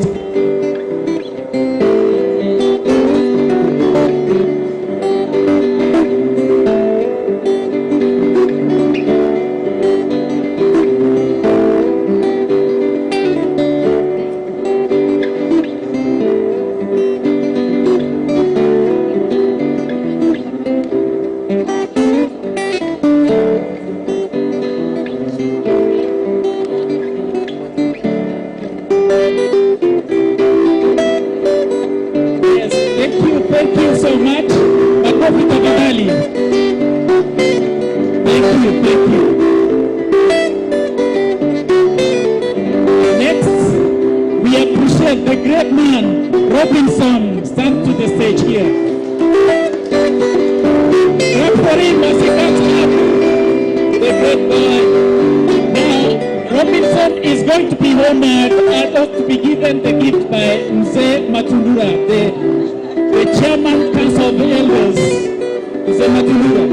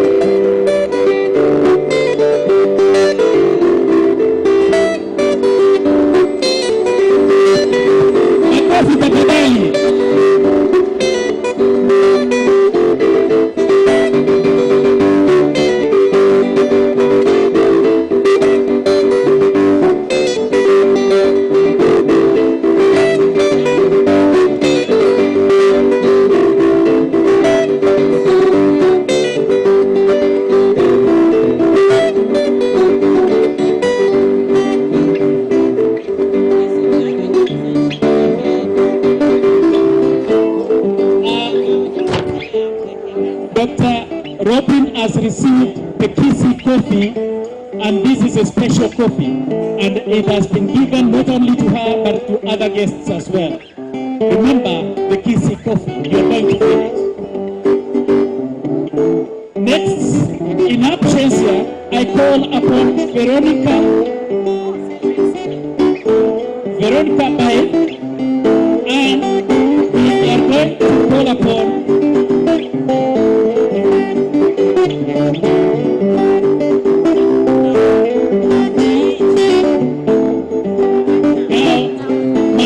to the stage so that you can present this gift. In absentia to Veronica Bae.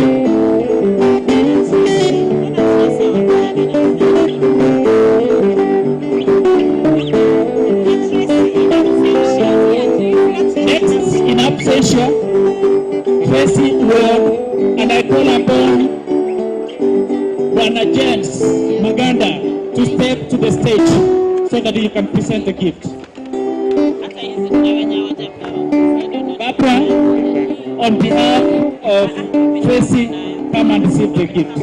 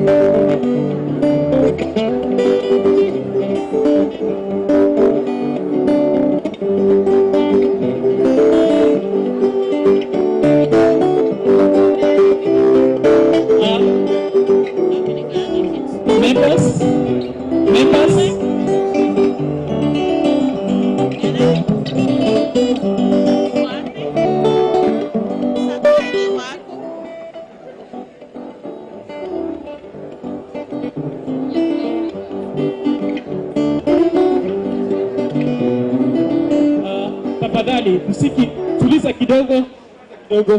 Thank you. Now we are getting to high up there. And in absentia, we recognize Sir Clyde and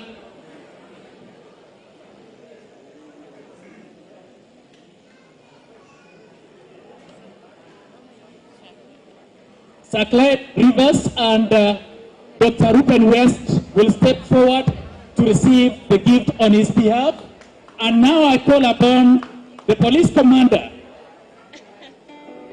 and Dr. Anyona, all the way from USA, to come and present the gift.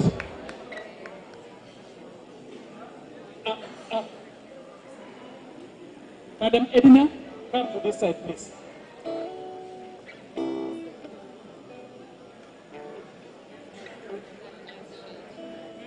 Yeah, the gift here is different.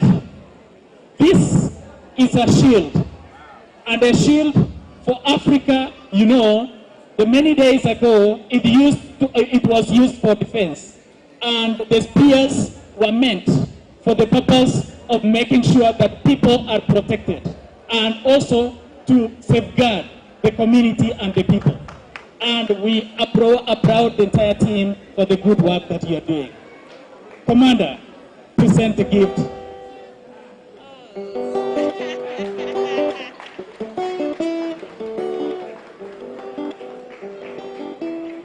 Makofi tafadhali.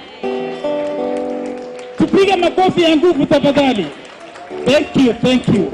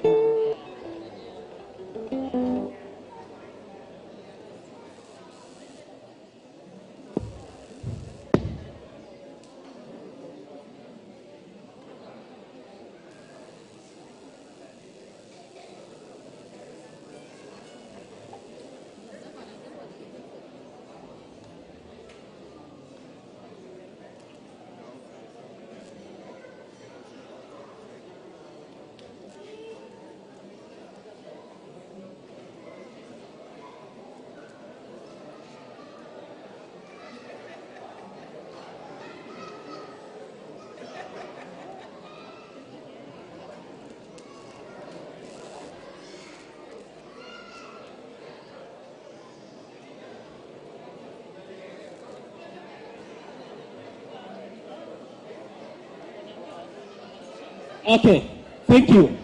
Members, tafadhali. Now, we are crowning the day. And as we crown the day, I'm calling upon the following people to step forward. Madam Shairos, come forward, tafadhali. Mpigie makofi tafadhali. These are the awardees.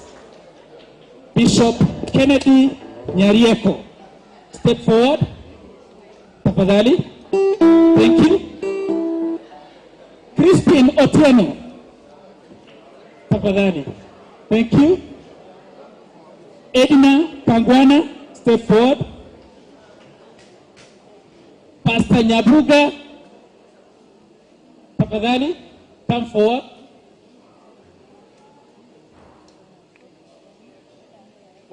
Dr. Marak, where are you? Good, thank you. I saw you here. And Dominic Obadia. Dr. Edina Orina.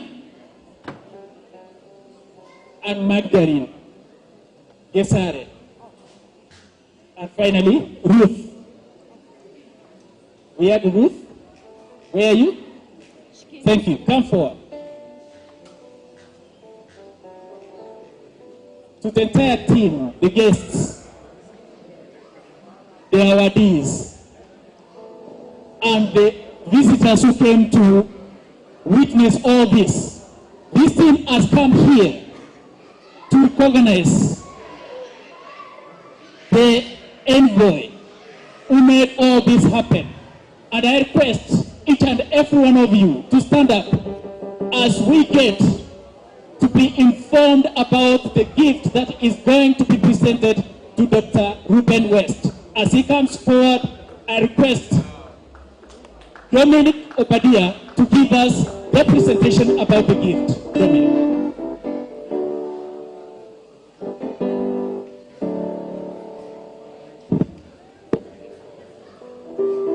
Ladies and gentlemen, this award is very significant. It was made by our very own Community Ambassador, Manduku McKay, in the house. Can you come forward? It was not imported from anywhere. It was made here with this man tirelessly working for more than 14 days to make a shield for the special envoy, Dr. Reuben West. This means this community has given you the role and the power to be our shield wherever you go. You will be our defender for the Kisii community, and above all, we'll be praying for you as you speak on behalf of the Kisii community. We're going to crown you. Where is Elder? Elder, come. We're going to crown you with a blanket. That means we have clothed you, we have accepted you, and you're welcome anytime you want to visit Kisii land. If you so believe, can you all clap for this? So the shield has... Okay, tupigie makofi jamani wanapofanya hivyo. Tunamappreciate huyo mzee sana kwa sababu amefanya mambo makubwa sana. Sasa, where is Mrs.? Are you married? Are you married? Do you have a wife? Where is your wife? Okay, tupigie makofi mama anapokuja. Karibu sana. Welcome. Karibu is welcome. Most welcome, Dr. Reuben. The wife is called Dr. Reuben, and the husband is called Dr. Reuben West, and the son is called Robinson. Tupigie makofi jamani. Okay. So allow me to award you this gift on behalf of this team and my community, Kisii. Welcome.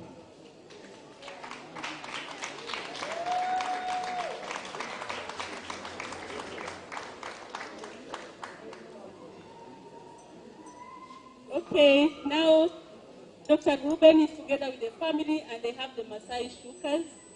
We request that Reuben, wear your Maasai shuka and a picture of the three of you. And then you will be joined by our elder. And then we also have our pastor in the house.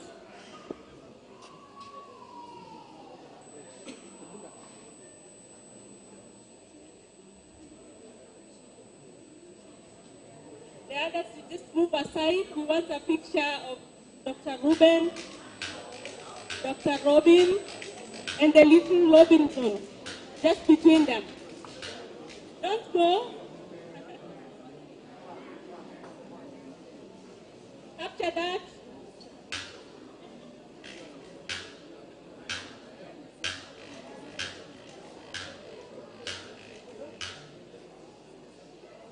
thank you. We request Mr. Matundura, the Council of Kisii elders, to join in the picture.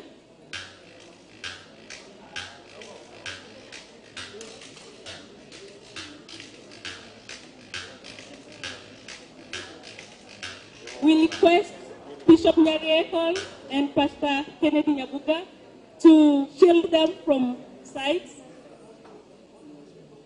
Mr. Matundura, you move closer. Then to balance the picture, we need the man who came from the US to join Bishop from the other hand.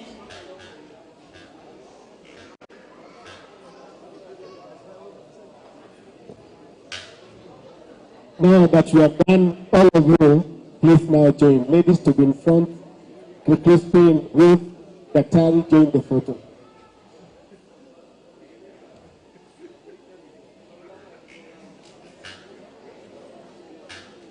like Mandoko is very short. These artists, please be informed. Thank you.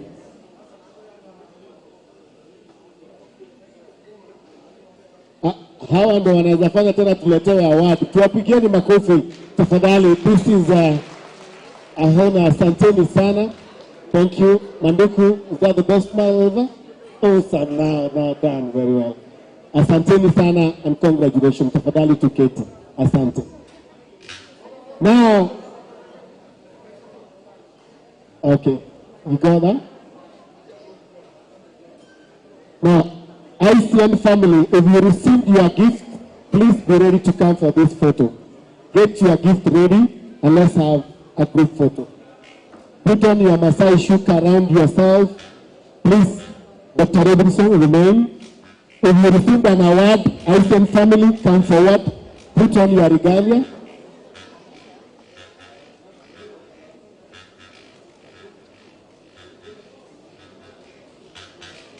Now, the next award, I will request Dr. Kibo to come and award our brother, the newly crowned ambassador.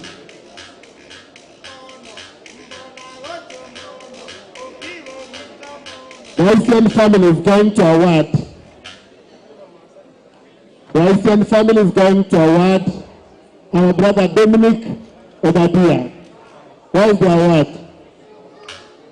Dominic, utapokeza zawadi yako from the ICN family. Please.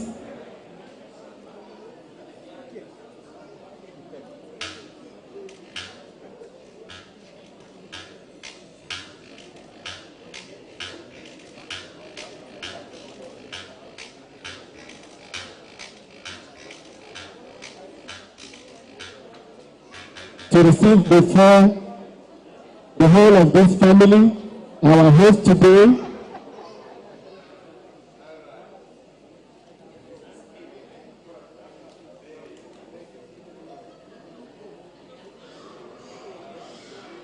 let's appreciate this wonderful young man who has made us meet here today. Tupigeni makofi tafadhali, Mr. Dominic Obadia.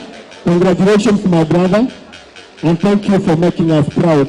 Tuangalie togo pia kabia, ana mtu mwenyewe.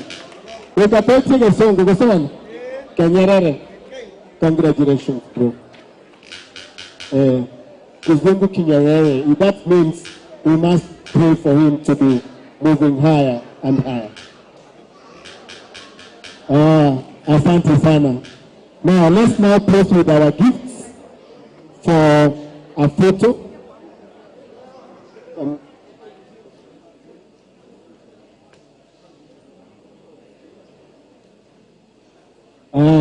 Nice.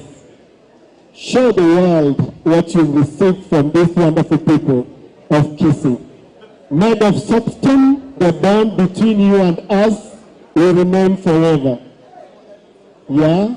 Now the shield there, you are free to walk in anytime, anywhere across the Republic of Kisii and Kenya at large. Yeah, protect us, make sure peace prevails.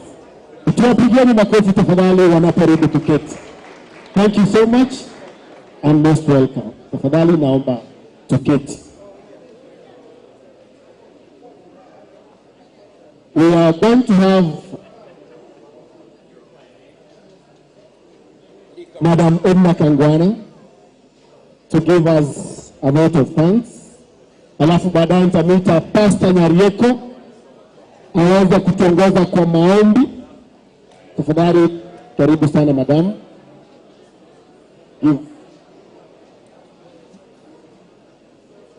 Okay, thank you.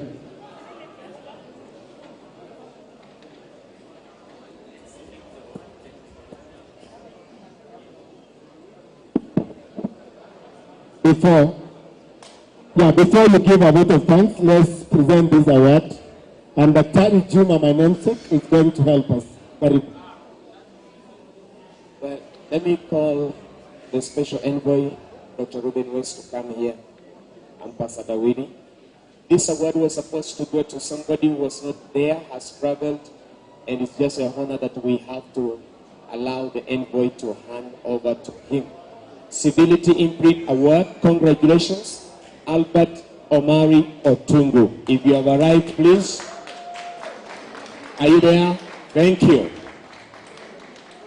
Because we read in your absence, I should read these words on this award. On being a recipient of the I Change Nation Civility Imprint Award, I, Dr. Clyde Rivers, President of I Change Nation, want to thank you for serving in a way that brings hope, respect, and dignity to the lives of others.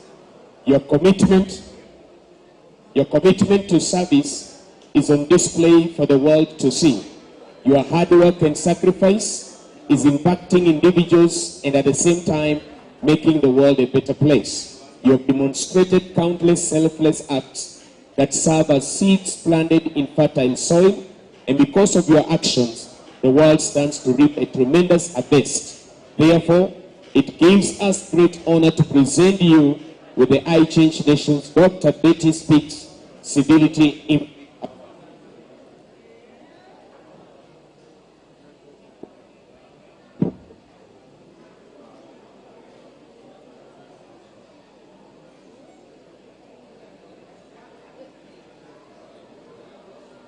Let's appreciate our brother Omari Otungu. Tumpigeni makofi. Omari, you are looking good. Yeah. Thank you so much and congratulations. Tafadhali tunaomba uketi. Yeah. Mahara kigrao ni mkiwirora arret raun kiao. Asante sana. Thank you so much, Dr. Robinson. Now I want to invite Kangwana to give us a vote of thanks. Tafadhali karibu.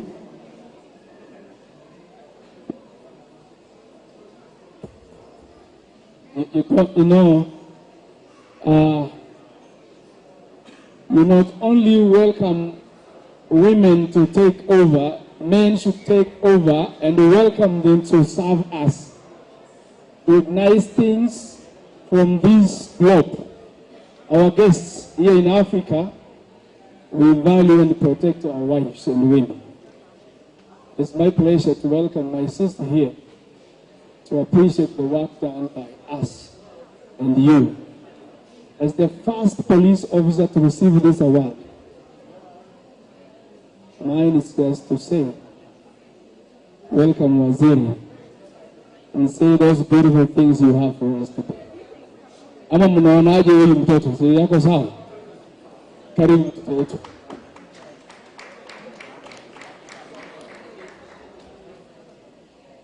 Thank you so much, Commander. It's an honor. Dr. Clyde Rivers, the President and Founder of ICN in absentia. His Excellency Dr. Reuben West, present with us today. Dr. Reuben, and all the team that came all the way from the United States to share with us this evening. Dominic Obadia, the son of Kisii Soil, who has made all of us to be here this evening. All the honorees who are present, all the friends and relatives who came to share with us this day. The Camel Park that has given us and played a good host. Our elders in the house, and in a special way, I want to recognize Madam St. Jude, Magdalene Gesare, Mr. Matundura, the Chair, Council of Elders, Kisii Chapter, our men of God in the house, Bishop Nyareko, and Pastor Ken. All ladies and gentlemen, good evening once again.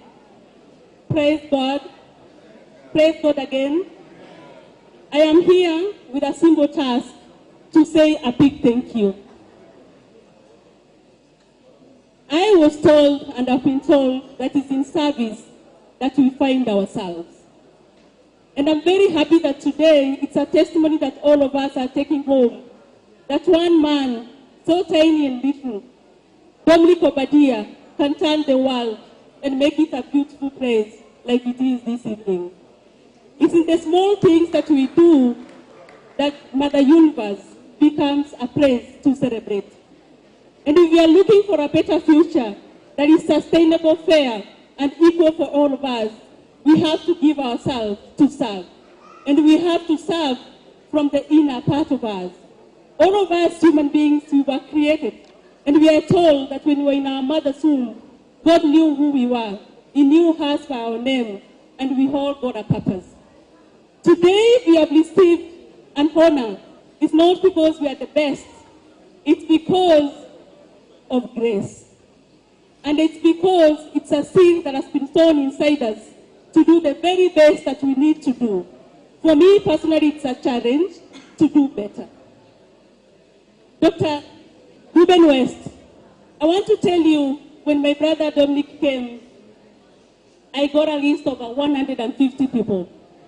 Great men and women of Kisii who are doing amazing work. I forgot that an award is not a sweet that you go and dish in the streets. People had a bio, wonderful bios. Within the team, the number to 70, it was still too big. Within to 50, it was still too big. I remember coming back to you and telling you that great men and women, what do we do? You said, no, there is always a next time. And I stand here before these great men and women. I ask you that good people are good people. When you have something in the near future, please consider us. The over 35 women and men who have received today, we are going to plant the seed, we are going to water it, to inspire others to do even better. As you go back, receive our blessings, and thank the other team that were not able to come here. The great man, Dr. Kyle Rivers, the founder of this seed that you've sown here today, tell him that you respect him so much. I can talk and talk so much, and what I'm saying is the sentiment of a number of us who are seated here, and they cannot have an opportunity to come and do and say what I'm saying. But receive our blessings. The seed you planted will continue to sprout, and may you never lack. Thank you so much.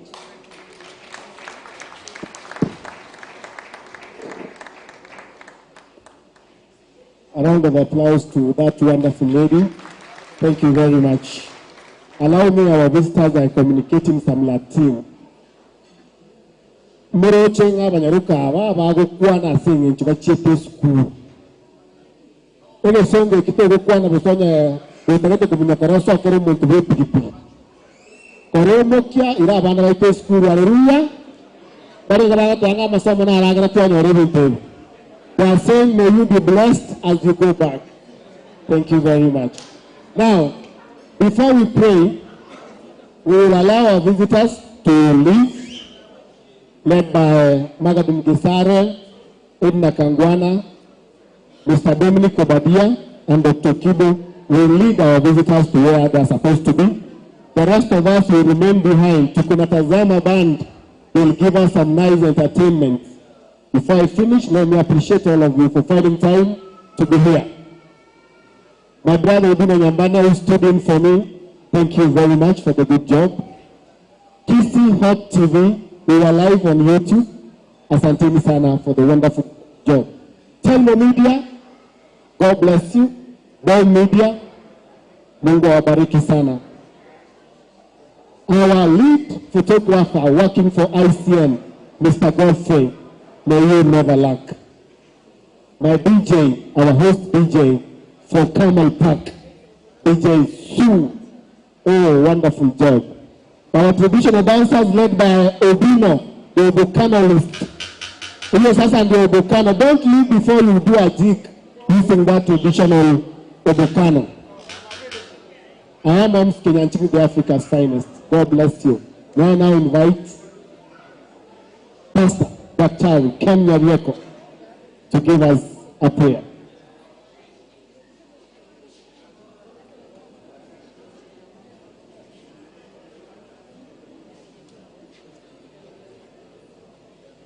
Now I'm reminded, thank you my brother Dominic. Tukimaliza maombi maybe after prayers, we shall have interviews on radio and TV. So please don't leave. Thank you. Wapi makofi ya wageni? Jipigeni makofi, weka makofi hivi. Kila mtu weka makofi pamoja, especially those who won an award. Wapi makofi yetu? 1, 2, 3. Tena. Tena. Asante. Abaganimba ile chikadi. Abaganimba ile chikadi to agenda aliyo chubwe sokia. Oyo tubwatie kadi tigarorio musiki. Kwa ganda rugura yo chukura ni gunamanya nyimbo. Ndia mono ko tentu igwana ini. Pastor, please welcome.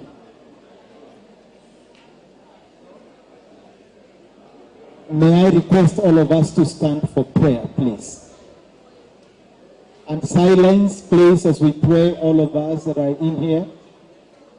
Wote kama mnanisikia, tusimame tuombe. Okay, shall we pray? Our Father, our God, the Most High, by you we live, we move, and we have our being.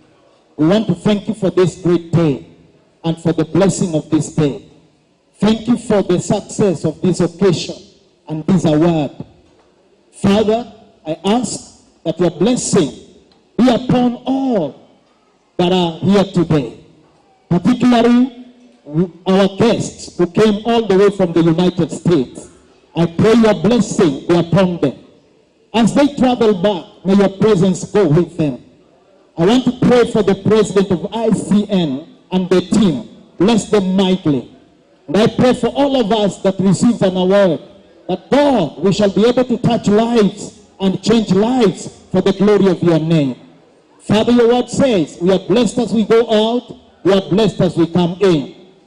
As we part, Lord, going to our homes, may your presence go with us, keep us safe, for we are blessed as we go out and as we come in. We thank you for our night, and because you live, we shall face tomorrow.